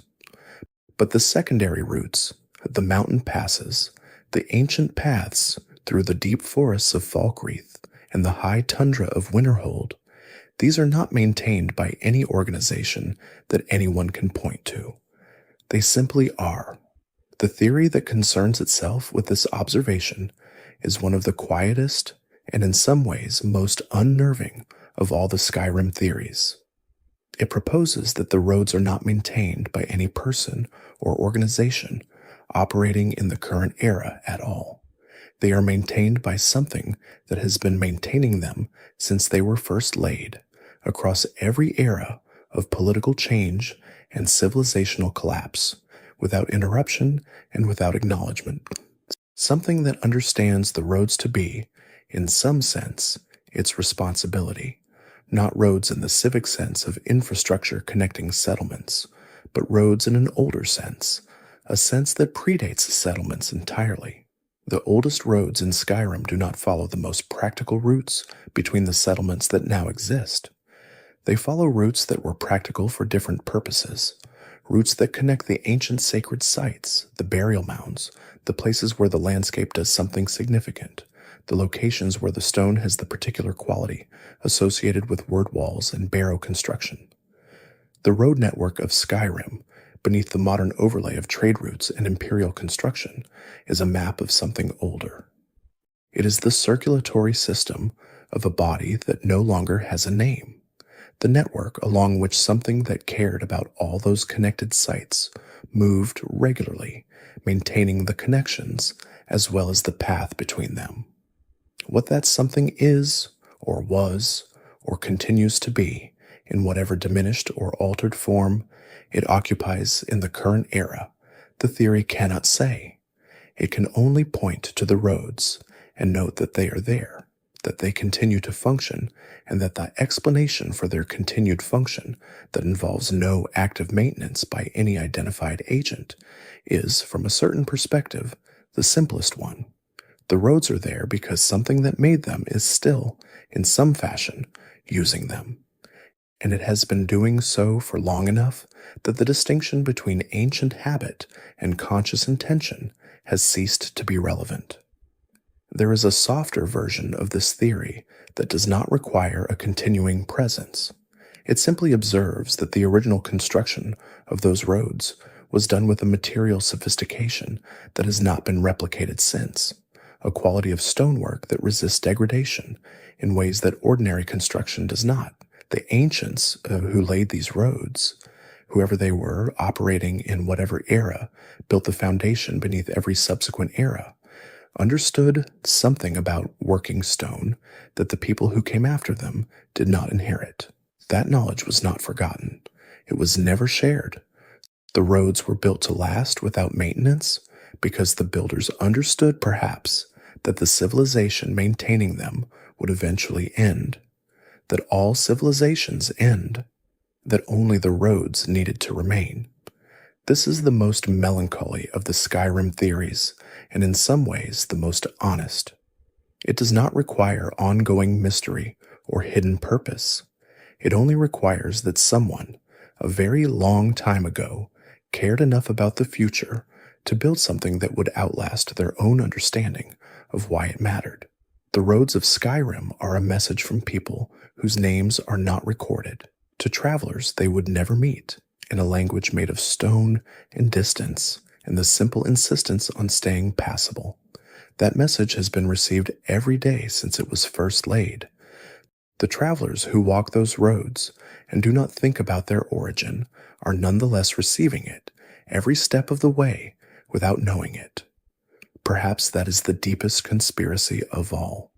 Not a secret kept by villains or Daedra or ancient intelligences with inscrutable motives.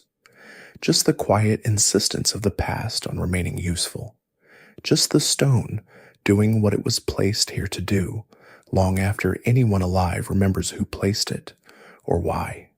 Just the roads, running through the snow, saying the same wordless thing they have always said, that someone who came before you thought you were worth preparing for, that the world you walk through was shaped, in ways you will never fully trace, by hands that cared about where you were going, even though they could never have known your name. There is comfort in that, if you let yourself feel it.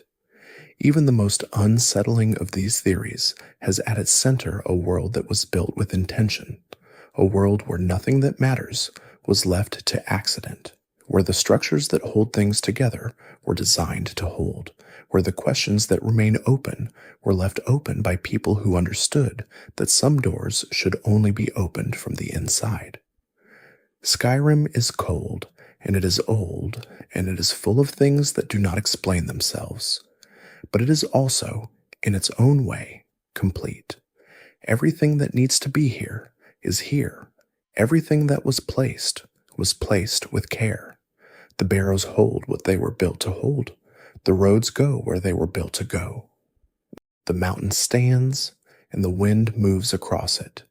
And somewhere in the silence between the wind and the stone, the answer to every question this province has ever asked is waiting.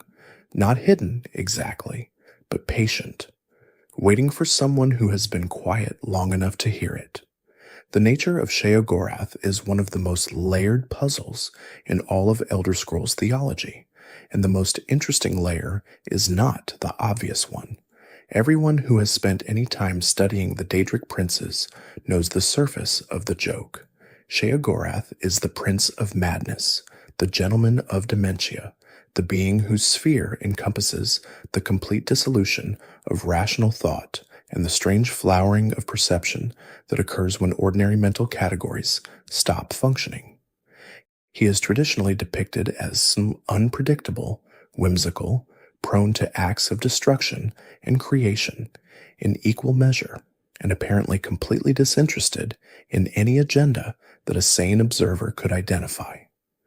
But the theory that concerns itself with Sheogorath's actual nature begins with an event that is one of the most significant in all of recent Tamrielic history, the Shivering Isles crisis of the Third Era, in which the champion of Cyrodiil entered Sheogorath's realm, navigated its extraordinary dangers, and ultimately absorbed the mantle of Sheogorath's divinity into themselves, becoming for a time or perhaps permanently a mortal vessel for the Prince of Madness. This event is documented. It is accepted as historical fact by most serious scholars.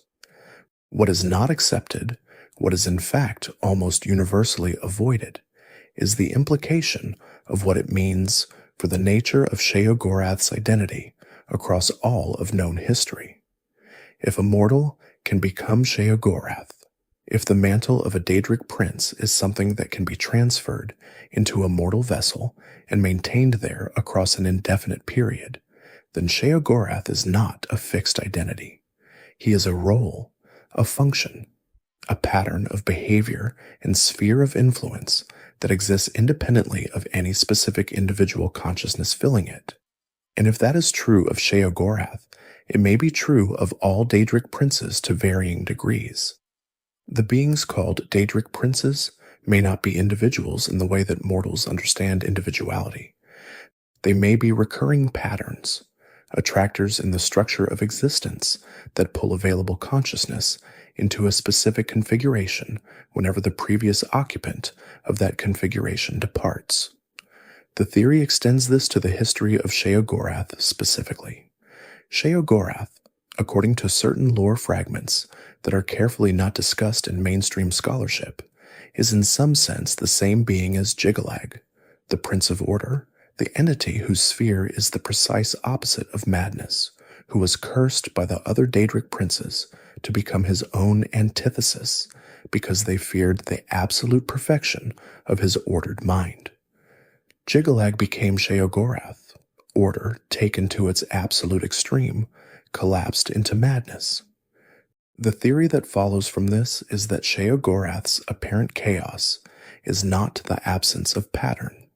It is pattern so dense, so total, so perfectly self-referential that it cannot be distinguished from its opposite. Sheogorath does not act randomly. He acts according to a logic so complete that it exceeds the capacity of any other mind to follow. What looks like madness from the outside is, from within, the most rigorous order that has ever existed. And the Prince of Madness may, in that sense, be the most rational being in all of creation, too rational, finally, for anything around him to understand. The Dwemer city of Markarth was not built by the Dwemer. This statement requires immediate qualification, because, of course, the structures of Markarth, the stone channels, the metal pipes, the carved facades that rise sheer from the cliff face above the Karth River, are unmistakably Dwemer in origin and construction. No other civilization in Tamrielic history built the way the Dwemer built. The point is more precise than a simple attribution question. The city of Markarth was not built in the location of a previous Dwemer settlement.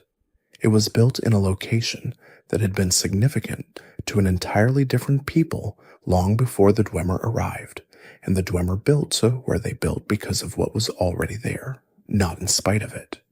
The Reach is the most unusual geographic region in all of Skyrim. Its landscape is different in quality from every other hold, more layered, more folded, more dense, with the kind of geological complexity that suggests a very long and very active history of forces pressing against each other beneath the surface. The Reachmen, whose ancestors occupied the Reach before the Dwemer and before the Nords, describe the land itself as alive in a way that is more specific than poetic metaphor. They describe specific locations as places where the boundary between the physical world and something adjacent to it is thinner than elsewhere, where the speaking of certain words or the performance of certain actions produces effects that should not be possible through any normal understanding of how magic works.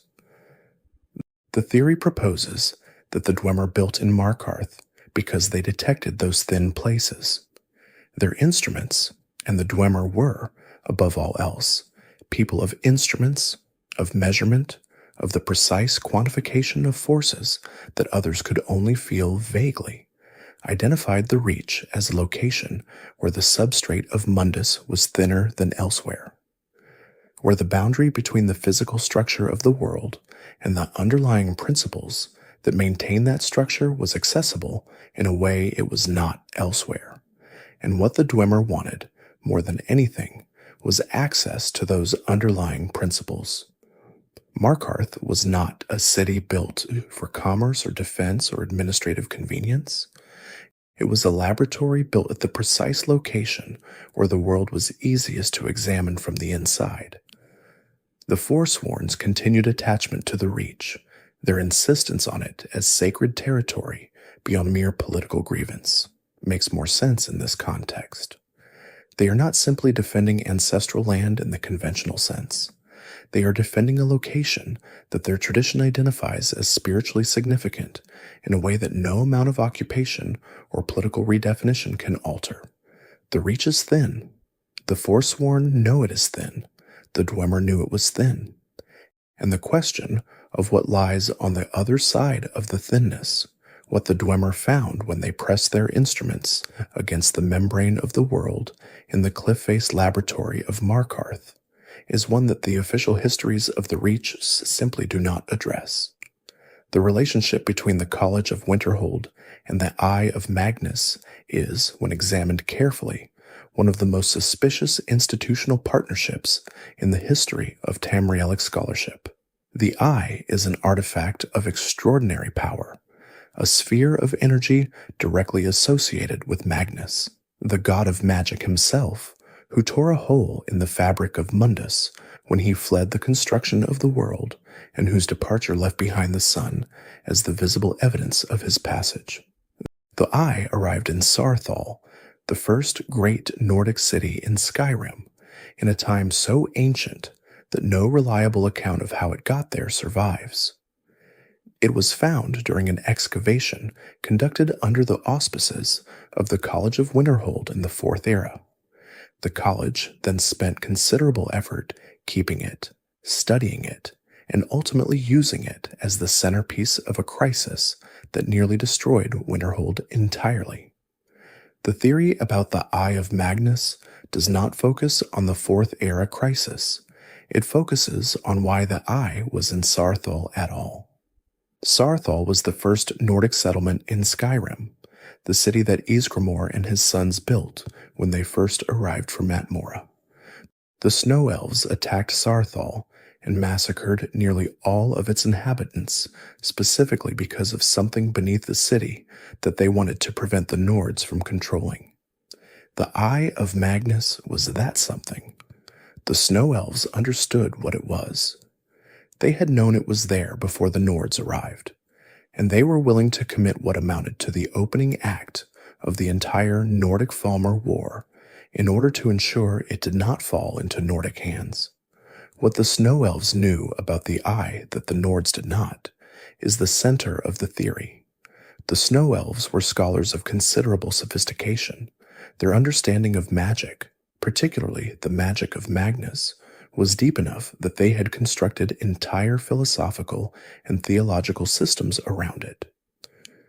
They would have recognized the Eye immediately for what it was, not simply a powerful artifact, but a piece of the god of magic himself, a fragment of the consciousness or essence of the being who invented the rules by which all magic in Mundus operates, and a fragment of that nature, in the wrong hands, would not simply be dangerous in the conventional sense of dangerous artifacts.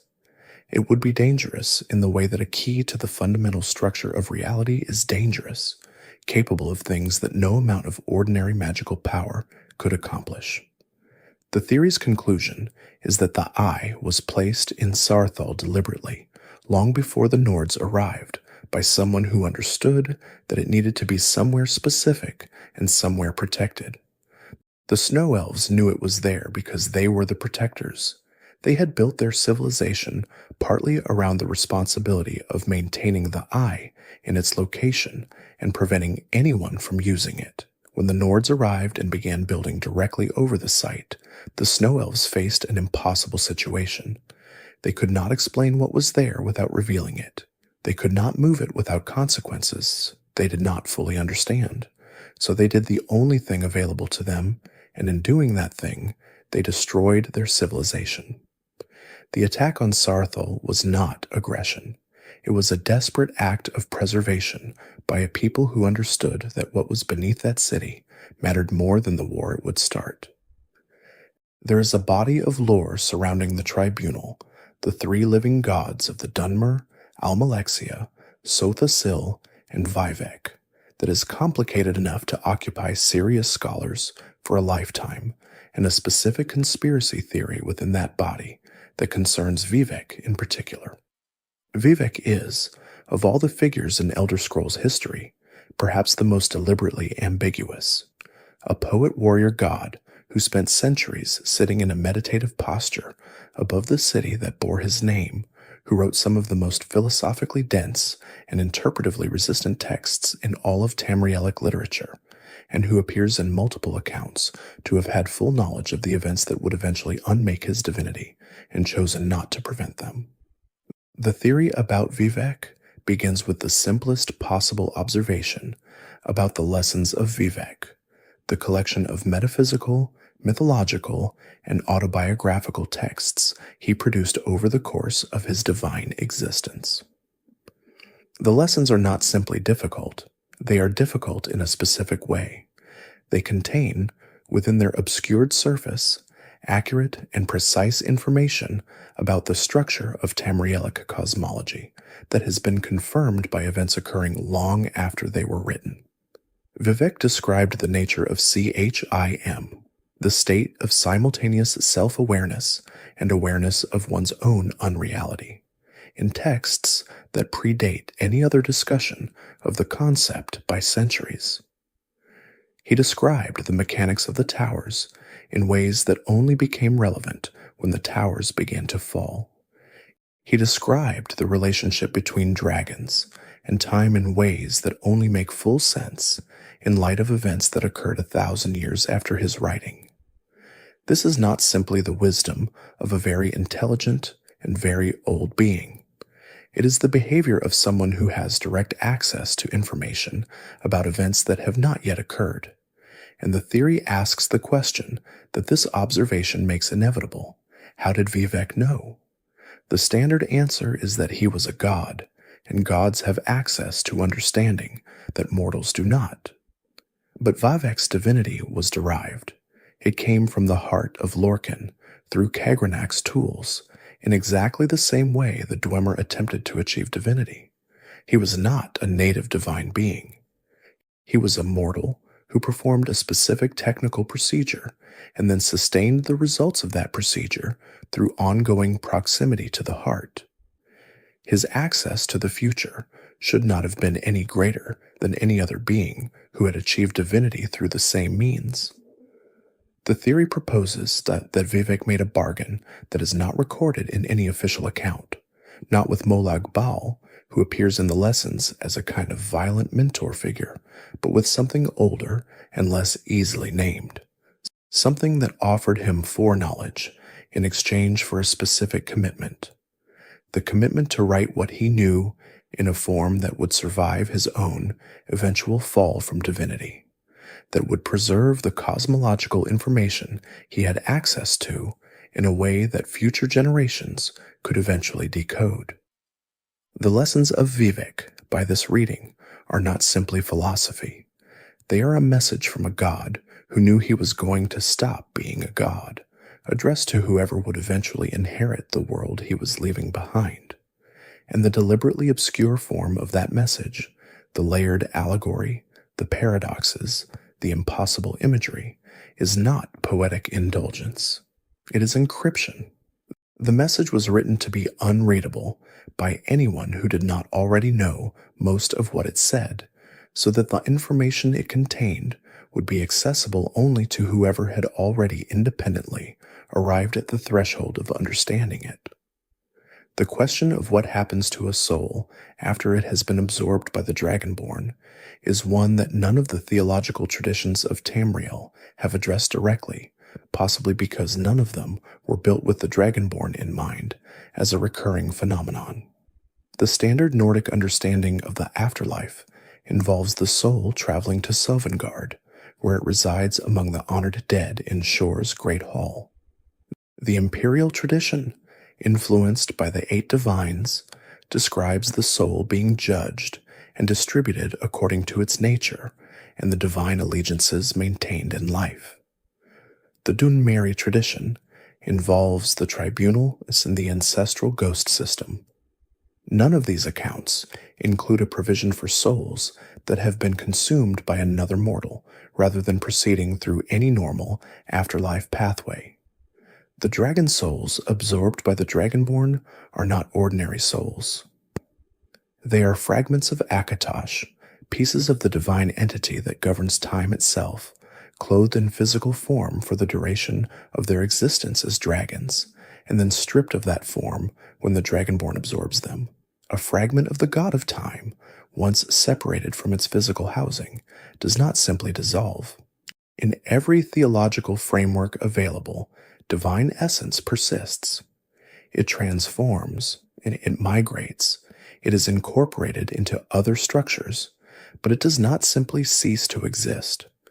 When the Dragonborn absorbs a dragon soul, they are incorporating a fragment of divine temporal essence into their own soul, and that divine temporal essence does not stop being what it is simply because it is now contained within a mortal body.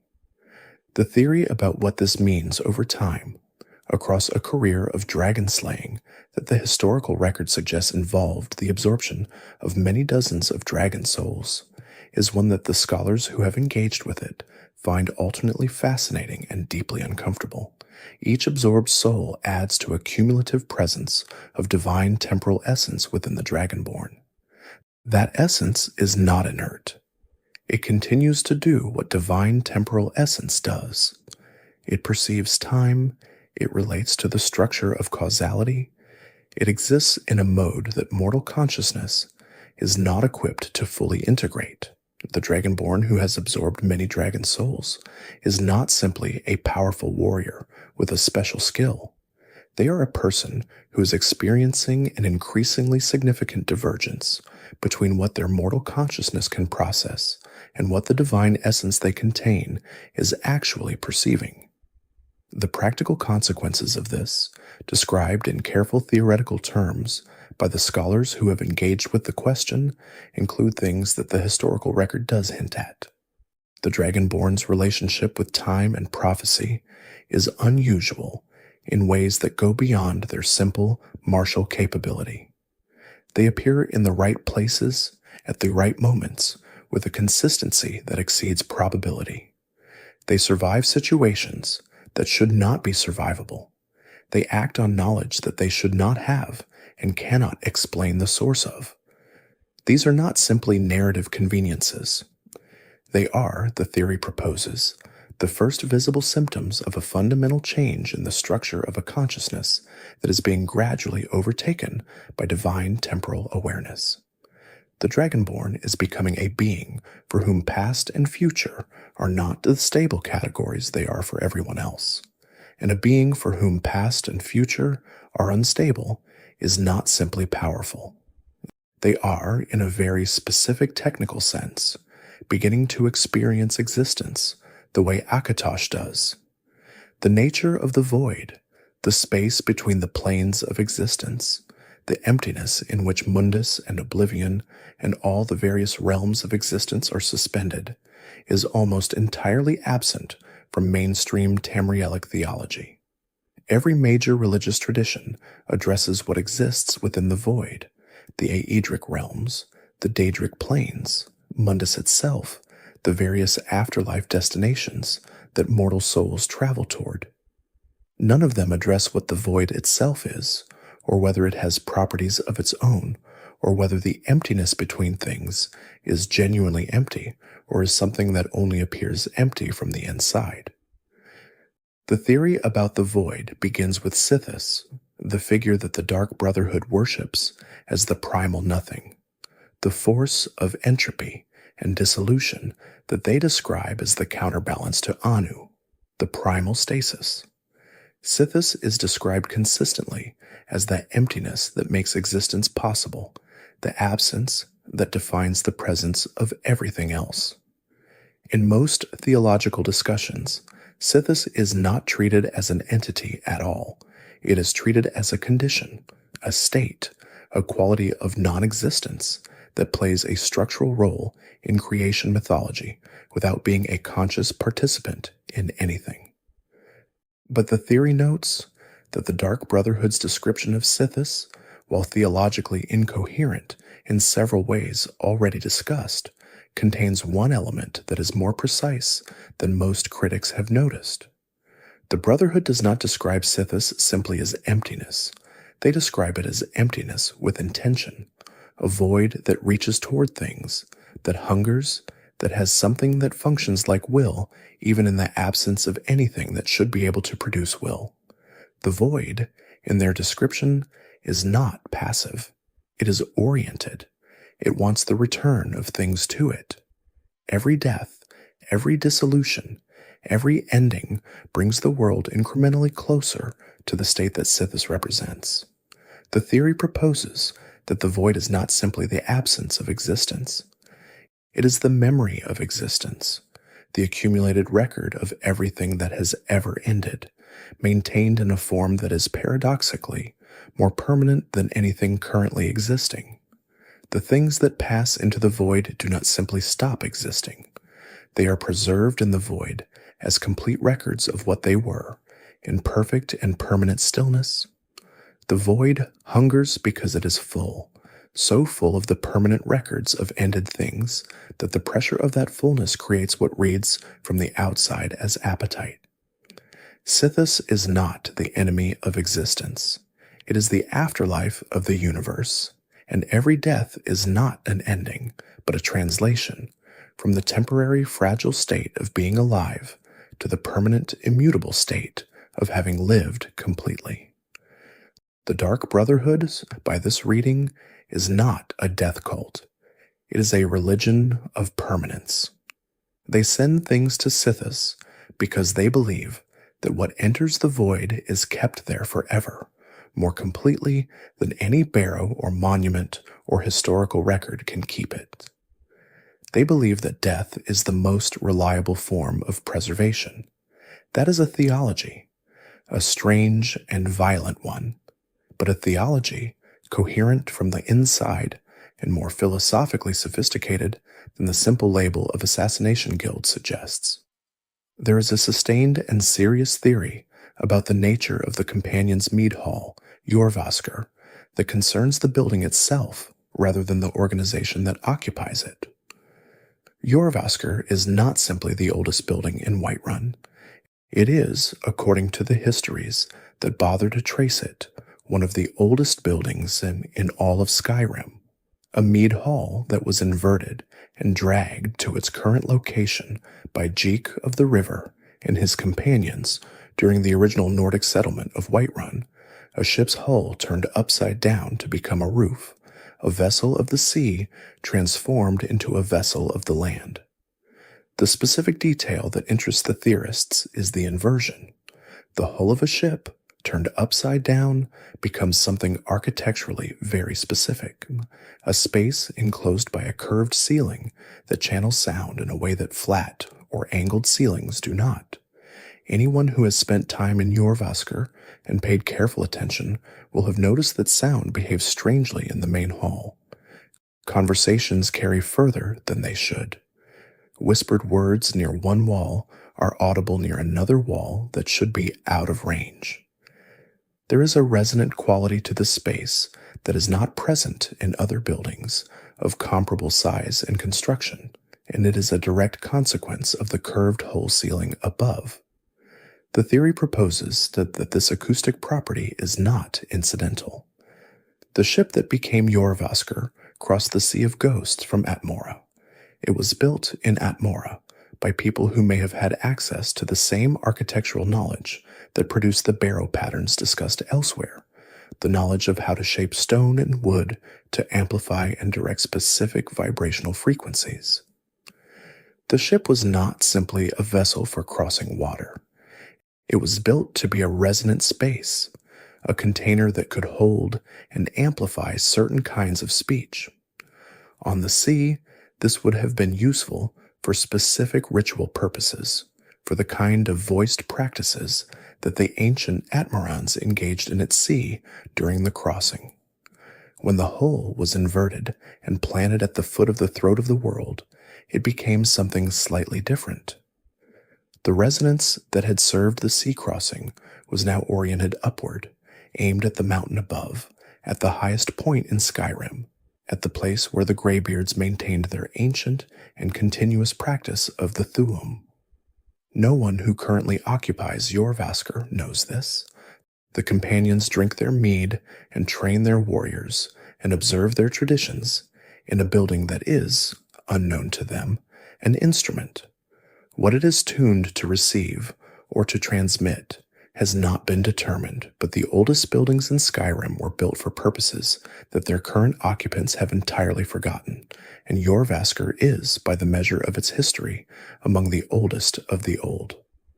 The theory about Labyrinthian is one of the most extended and internally consistent in all of Skyrim conspiracy scholarship, and it requires some patience to unpack because its significance depends on the accumulation of detail rather than any single dramatic claim.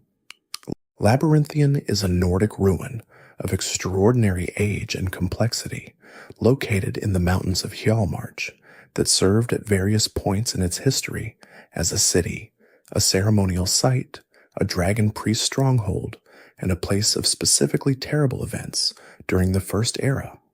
It was here that the Archmage Shalador built his famous maze. It was here that a group of archmages attempted to combat a dragon priest of extraordinary power and failed catastrophically. And it is here that one of the most powerful and most specifically dangerous pieces of magic in all of Skyrim is contained: the Labyrinthian Dragon Priest Mask, the Staff of Magnus, and the associated ritual infrastructure that the College of Winterhold eventually employed to contain the Eye of Magnus crisis. The theory does not concern any single one of these things. It concerns the pattern formed by all of them together. Labyrinthian is a site of repeated catastrophic magical events separated by centuries, each of which involved the concentration of enormous magical power at this specific location, and each of which ended in the destruction or containment of that power rather than its intended use. The Archmage Shalador attempted to build the most complex magical structure in Nordic history at Labyrinthian. He failed, or at minimum succeeded, in a way so different from his intention that it amounts to failure. The First Era Archmages attempted to destroy a dragon priest of terrible power at Labyrinthian. They were all killed, their souls bound to the site. The College of Winterhold attempted to use the site's accumulated magical infrastructure in the Fourth Era crisis. The outcome was the containment of something that should not have been able to be contained through means that none of the participants fully understood. The pattern the theory identifies is this: Labyrinthian consistently attracts the most powerful magical practitioners of every era, concentrates their power at this location, and then produces an outcome that is not what anyone intended, but that results in the containment or neutralization of something dangerous. The site appears to be, in some technical magical sense, a trap, but a trap designed not to harm its visitors, but to harvest their power and redirect it toward a purpose that the trap's designers determined in advance. Every archmage, every master of magical arts who comes to Labyrinthian believing they are pursuing their own agenda, is in fact feeding something, and whatever they are feeding has been waiting at Labyrinthian since before Shalador built his maze, since before the dragon priests established their stronghold, since before the first Nordic settlers looked at that mountain location and decided it was significant enough to build a city there. What is being fed, and what it will do when it has been fed enough, is the question the theory cannot answer. But the consistency of the pattern across the entirety of recorded history at the site is difficult to attribute to coincidence. Labyrinthian is not simply a ruin with a complicated history. It is a mechanism. It has always been a mechanism. And somewhere in its deepest and most inaccessible chambers, something is collecting what is offered and waiting for the moment when the collection is complete. The Atronax, the Flame Atronax, Frost Atronax, Storm Atronax, and the various other elemental beings that conjurers summon from the planes of oblivion are treated in standard magical scholarship as tools. Powerful ones, potentially dangerous ones, but fundamentally objects rather than subjects. Entities whose nature is defined entirely by their elemental composition and whose behavior is entirely predictable within the parameters set by that composition. This treatment is convenient for the people who summon them. It is also, the theory suggests, almost certainly wrong. The evidence that Atronax are not simply elemental automatons accumulates from multiple directions. The most basic is behavioral. Atronax respond to their environment in ways that pure elemental composition would not predict. They prioritize certain targets over others in ways that reflect something more than simple proximity or threat assessment. They react to specific locations, certain ancient sites, certain consecrated spaces, certain places with significant magical history, in ways that suggest recognition rather than simple elemental response. And they resist binding by certain conjurers and accept it from others in patterns that do not correlate cleanly with the power of the binding spell, suggesting that something like preference or alliance is operating. The theory proposes that Atronax are not elemental automatons at all. They are something closer to the elemental aspects of Daedric consciousness, fragments of the same divine essence that animates Daedric Princes, but so far removed from the central consciousness of any particular prince that they have developed a kind of independence. Not full autonomy, they remain responsive to binding and to the pull of their elemental nature, but something like individuality, a persistent pattern of experience and response that continues across multiple summonings and develops over time. An Atronax that has been summoned many times is not the same as an Atronax summoned for the first time. It has been shaped by those summonings, by the places it has been brought to, and the things it has been asked to do, into something slightly more specific than its elemental type would suggest. The deeper implication is that the practice of conjuration is not simply a matter of pulling temporary tools from oblivion and returning them when they are no longer needed. It is a practice of forming relationships, however unequal, however mediated by the mechanics of binding, with beings that remember those relationships and are affected by them. The Atronax that you summon and dismiss carelessly is not simply released back into oblivion unchanged. It carries with it the record of what it was asked to do and how it was treated, and that record shapes what it becomes. The ethics of conjuration in this framework are not simply about the conjurer's soul or the stability of the boundary between planes. They concern the welfare of beings that standard magical education has consistently refused to recognize as beings at all. The ruins of Winterhold, not the college, but the city that collapsed into the Sea of Ghosts during the Great Collapse, are underwater now. Most of what Winterhold was before that catastrophe is inaccessible, buried under the weight of the cold northern sea, invisible and apparently unreachable. The scholarly community has generally treated the drowned remains of Old Winterhold as a historical loss rather than an ongoing mystery, cataloging what is known about the city's pre-collapse layout from the few surviving accounts and moving on. The theory about drowned Winterhold begins with those surviving accounts and what they reveal about the city's pre-collapse character. Winterhold before the Great Collapse was not simply a provincial Nord city of average significance. It was, for a significant portion of the Third Era, one of the most important centers of magical learning in all of Tamriel. It was a hub not just for the College of Winterhold, which existed then as it does now, but for a broader culture of magical scholarship and experimentation that made the city one of the most intellectually active places in Skyrim. This culture produced texts, experiments, and discoveries that were distributed across Tamriel's scholarly network. Most of those texts and discoveries survived the collapse because they had been shared, but the physical infrastructure of the pre-collapse city, the laboratories, the libraries, the experimental apparatus, is now at the bottom of the sea. The theory proposes that this is not simply a loss, it is a preservation.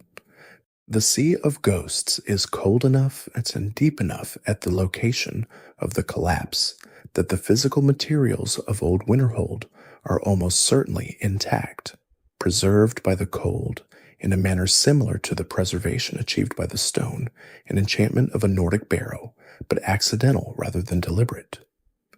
The experiments that were being conducted in Winterhold at the time of the collapse are down there.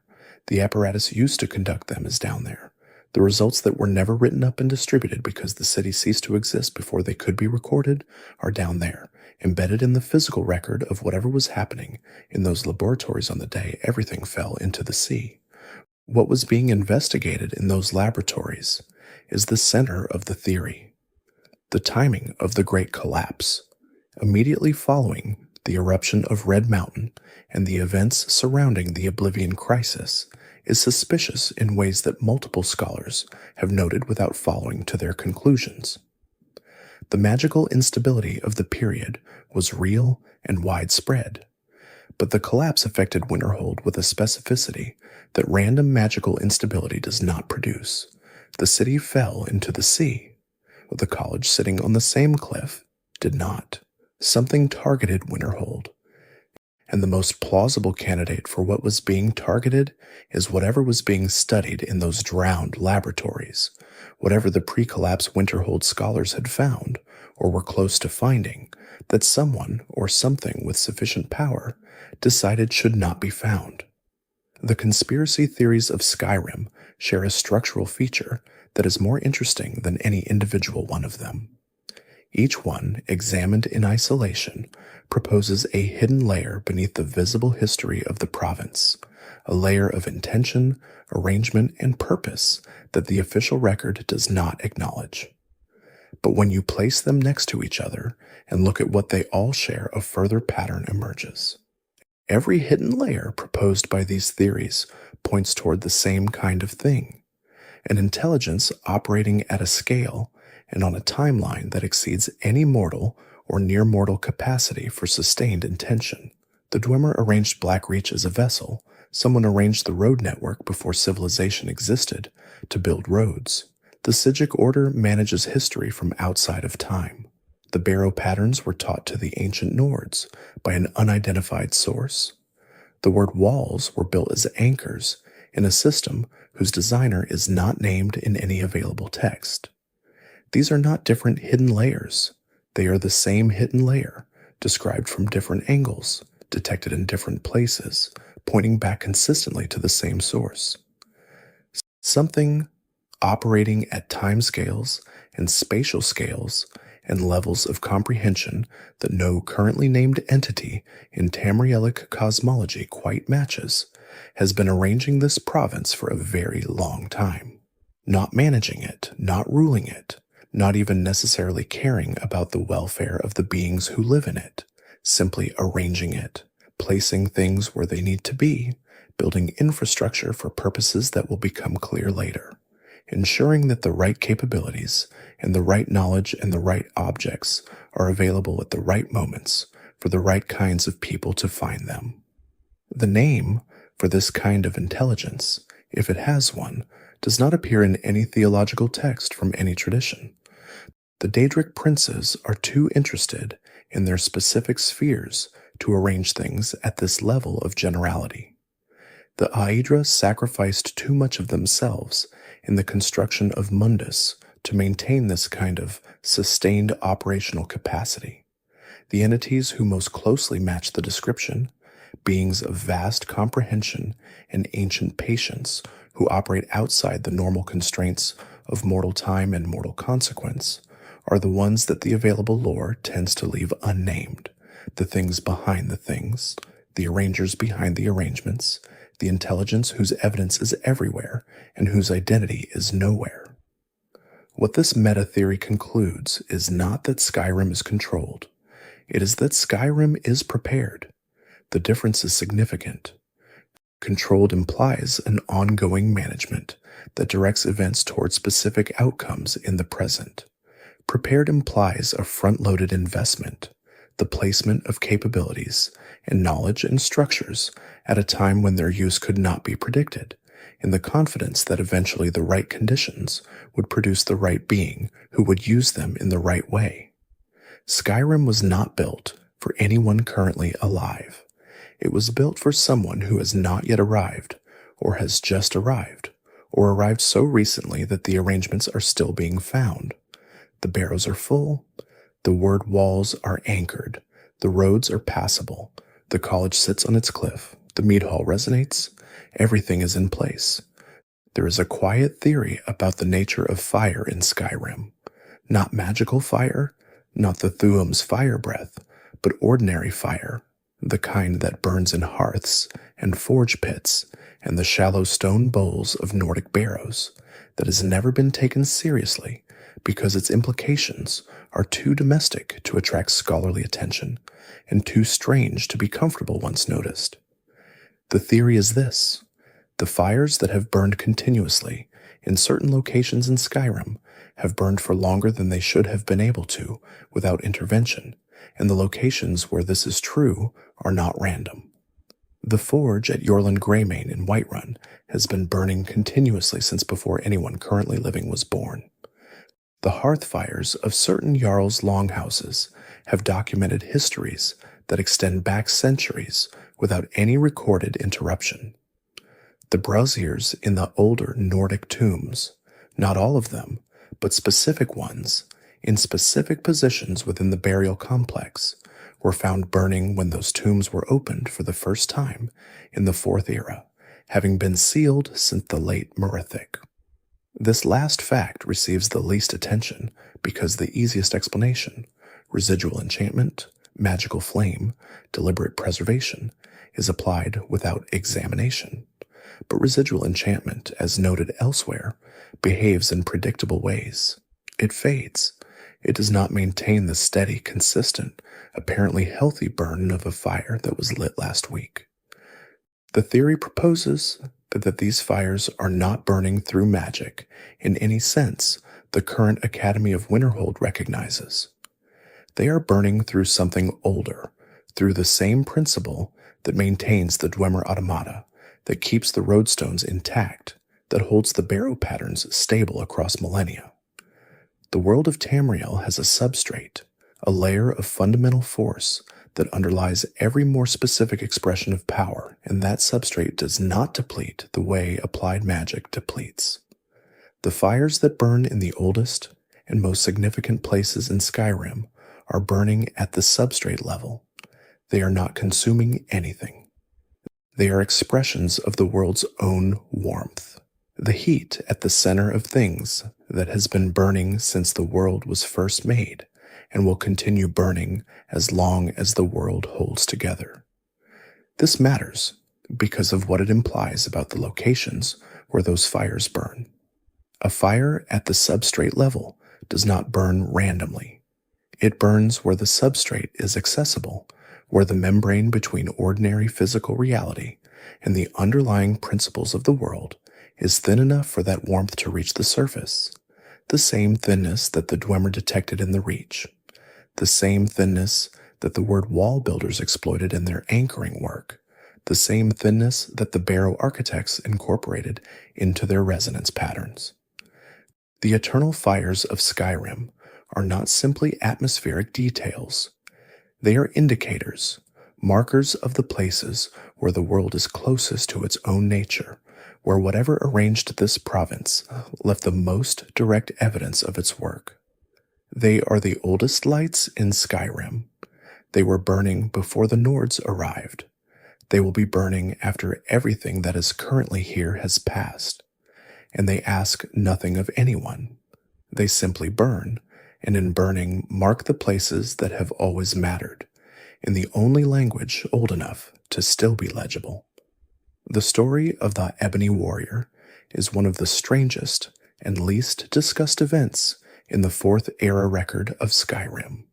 He arrives without warning, without preamble, without any context that the existing accounts provide.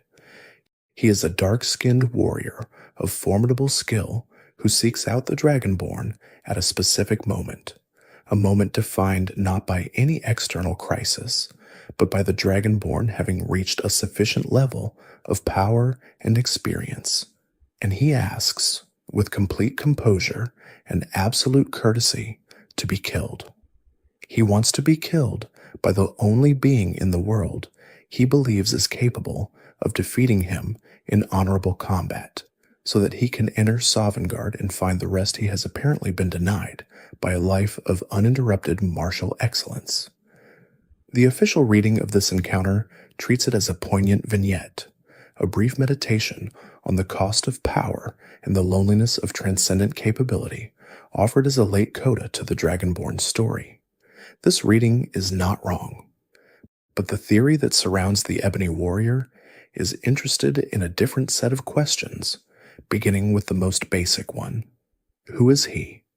No background is given, no name is offered, no homeland is identified, no allegiance acknowledged, no history provided.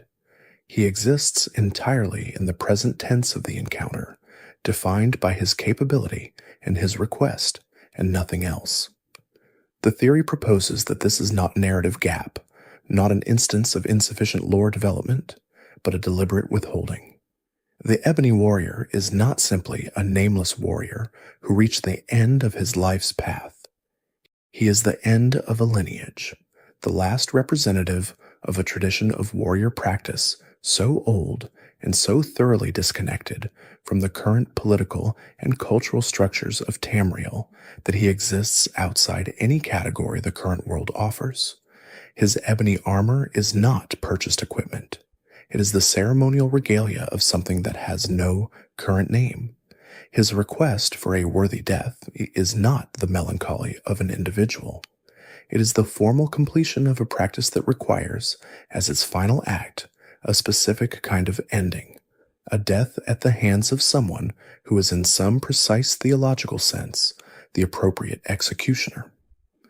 The tradition the Ebony Warrior represents, by this reading, is one of the oldest warrior traditions in Tamriel, one that predates the current era's categories, that has survived by producing in each generation a single practitioner of sufficient skill to carry the tradition forward. Each such practitioner eventually reaches the point at which the tradition demands its completion. The Dragonborn is not simply the strongest opponent available. The Dragonborn is the specific kind of being that the tradition identifies as the proper end of its path, a being whose nature is defined by the absorption and embodiment of power, the right kind of vessel to receive what the Ebony Warrior has been carrying. What passes between them at the moment of the warrior's death is not simply the settlement of a combat. It is a transfer. The tradition does not end. It moves. The relationship between the Khajiit and the lunar lattice, the theological and apparently physical system by which the moons of Nirn, Masr, and Secunda determine the form a Khajiit takes at birth, is one of the most unusual cosmological facts in all of Tamriel. Every other mortal race is born in a fixed form. Humans are humans. Elves are elves. The variations within races are matters of individual genetics and development, not of astronomical timing.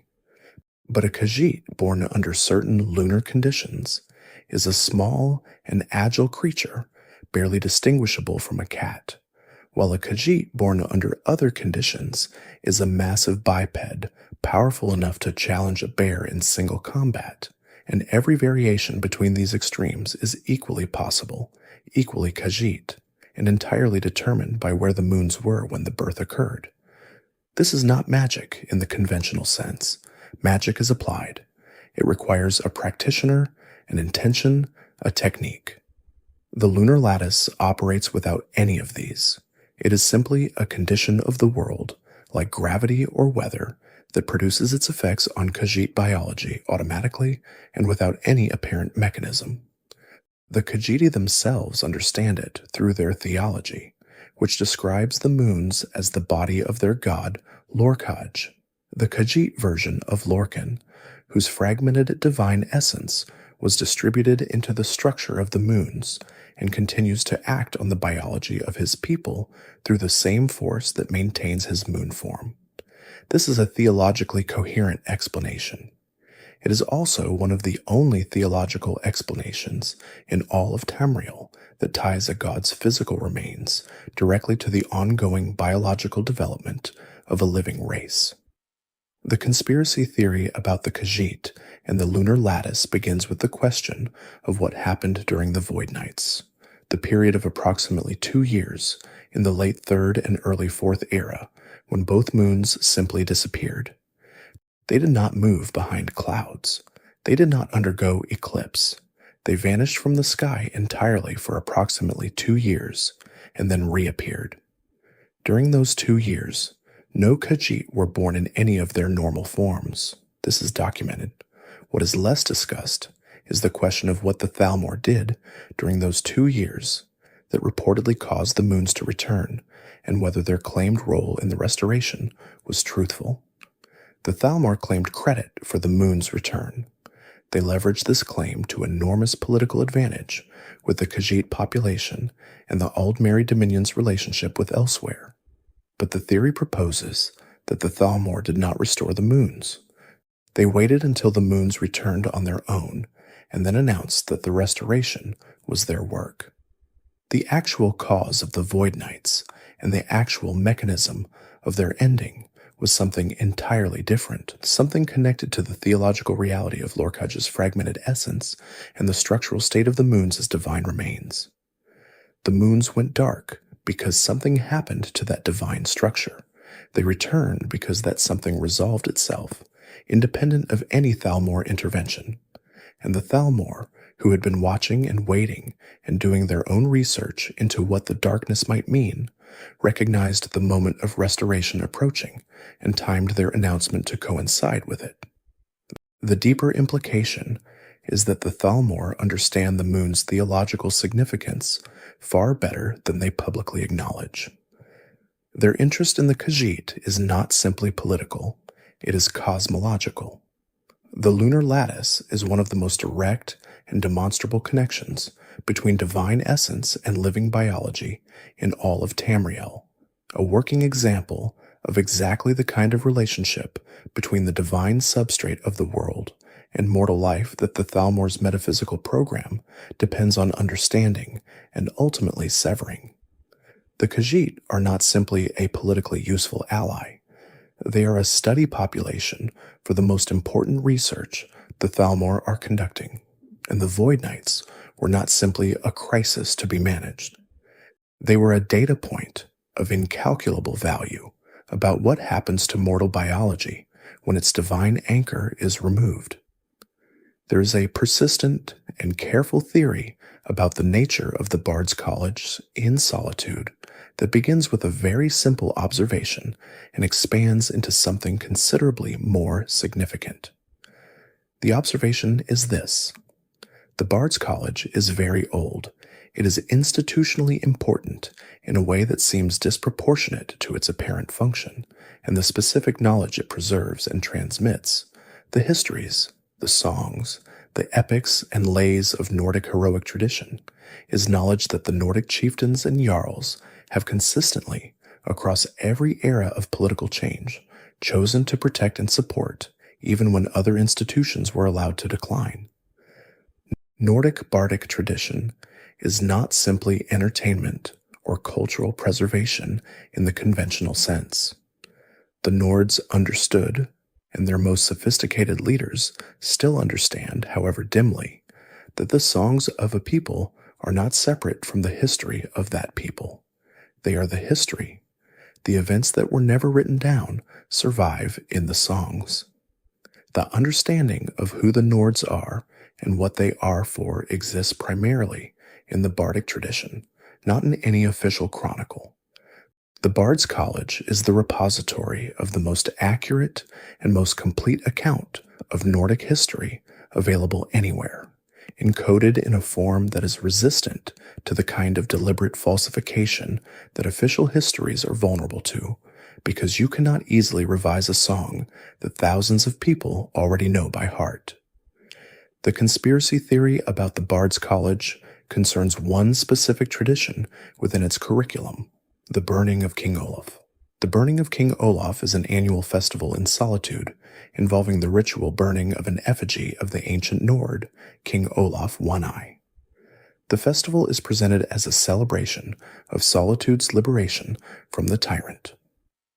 A recurring feature of the festival is the performance of King Olaf's verse, a specific and ancient poem about Olaf that has been revised, according to the college's internal records, many times over the centuries. An older version of the verse, more historically accurate and less flattering to the official legacy of certain important Nord families, was suppressed, and its more palatable replacement was officially sanctioned. The theory does not stop at the observation that official history was adjusted for political convenience. That is a commonplace in Tamrielic scholarship. It goes further. The original King Olaf's verse, according to the theory, does not simply contain more accurate historical information about Olaf One-Eye. It contains, embedded in its structure, a specific bardic encoding that the most ancient practitioners of the Nordic musical tradition understood as functional rather than poetic. Not a spell in any conventional sense, not something that produces immediate magical effects when performed, but something that, performed in the right place at the right time by the right kind of voice, does something to the resonant structure of the space it is performed in. The Burning of King Olaf festival is not simply commemorative. It was, in its original and uncorrupted form, an annual maintenance procedure, one of many scattered across Nordic cultural tradition, disguised as celebration or memorial that performs structural functions for the province that the participants have long since ceased to understand. The suppression of the original verse did not simply remove historical accuracy, it broke the procedure. The theory about Sovngarde's geography is one of the more technically interesting ones in all of Skyrim lore scholarship, because it requires engaging seriously with what it would mean for a place to be real in the way that Sovngarde is apparently real. Sovngarde is not simply a theological concept or a comforting story told to the dying. It is a location, a place that can be traveled to, that has a geography, that contains things that can be interacted with, where specific events have occurred and been witnessed. The Dragonborn traveled there. The ancient heroes of Nordic tradition are there. Tsun guards the whalebone bridge at its entrance. Shor sits in his hall. The geography of Sovngarde, as described by those who have visited it, is interesting in a specific way. It is static, so you see, it does not change. The mist that surrounds it, the bridge that crosses the void to the hall itself, all of it exists in a state of permanent present, unchanging across the centuries. This is different from the geography of Daedric realms, which reflect the ongoing will and changing attention of their creators and do shift over time. Sovngarde does not shift. It is fixed in a specific configuration that it has maintained since its creation. The theory proposes that this is not simply the nature of afterlife realms. It is a consequence of the specific moment in which Sovngarde was made. The theory's most careful version argues that Sovngarde is not simply a realm created by Shor to house the Nordic dead. It is a realm created at the moment of Shor's greatest action, his sacrifice in the construction of Mundus, and that its fixed, unchanging character is a consequence of being frozen at that moment. Sovngarde does not change because it exists permanently at the instant of its creation, which is also the instant of Shor's defining act, which is also the instant at which the Norse soul was first understood to be the kind of thing that needed a place to go. Time inside Sovngarde is not the absence of time. It is a single moment of time extended indefinitely, a moment so significant that it has not finished happening, will never finish happening, will continue to not finish happening for as long as the structure of Mundus holds. The heroes who dwell in Sovngarde are not living in an afterlife in any conventional sense. They are living in a moment, a permanent, spacious, hospitable moment that has been made large enough to contain all of them and all of their experience and all of the mead they can drink. They are not dead, they are paused. At the moment when Mundus ends and the current Kalpa gives way to whatever comes next, that pause will end, and whatever the heroes of Sovngarde have been accumulating across the suspended centuries, the strength, the wisdom, the complete and undistracted understanding of who they were and what they were for, will be released into whatever world comes after, all at once, in the instant that the pause concludes. These theories are not answers. They are questions shaped like answers, doorways in the lore that open onto spaces that have not been mapped. Some of them will resolve, in time, into the kind of knowledge that can be stated plainly. Others will remain what they are now, patterns in the stone, rhythms in the old language, the sense that something is present in the room that has not yet chosen to show itself. The histories of Skyrim are written by the people who survived long enough to write them, but the most important events in this province's past were witnessed by no one who is still alive to speak, and organized by no one who has ever spoken at all. The ice does not melt from the Gerald Peaks in any season that matters. The word walls do not explain themselves to anyone who has not already earned the explanation. The Dwemer ruins hold their vibration in the dark, patient as mathematics, and what they remember they share only with those who have learned to stop asking and simply listen. The roads run on through the snow. The barrows breathe their cold, slow breath. The mountain stands at the center of everything, and the world turns around it, as it has always turned, as it will always turn, as long as the stone holds and the wind remembers its direction. If you have stayed this long, you know now a little more about what lies beneath the surface of this province. You know the shape of the questions that the comfortable histories prefer not to ask. You know the names of the silences, not what fills them, but that they are there, deliberate and old and waiting. You know that the story told on the surface of this land is not the only story, and that the other stories do not stop being true simply because they are inconvenient or too large for the vocabulary of the current era. Thanks for watching. If you enjoyed drifting through these quiet moments, there's another video waiting on the left of your screen. Let it play while you rest. You might discover something gentle before sleep takes you again.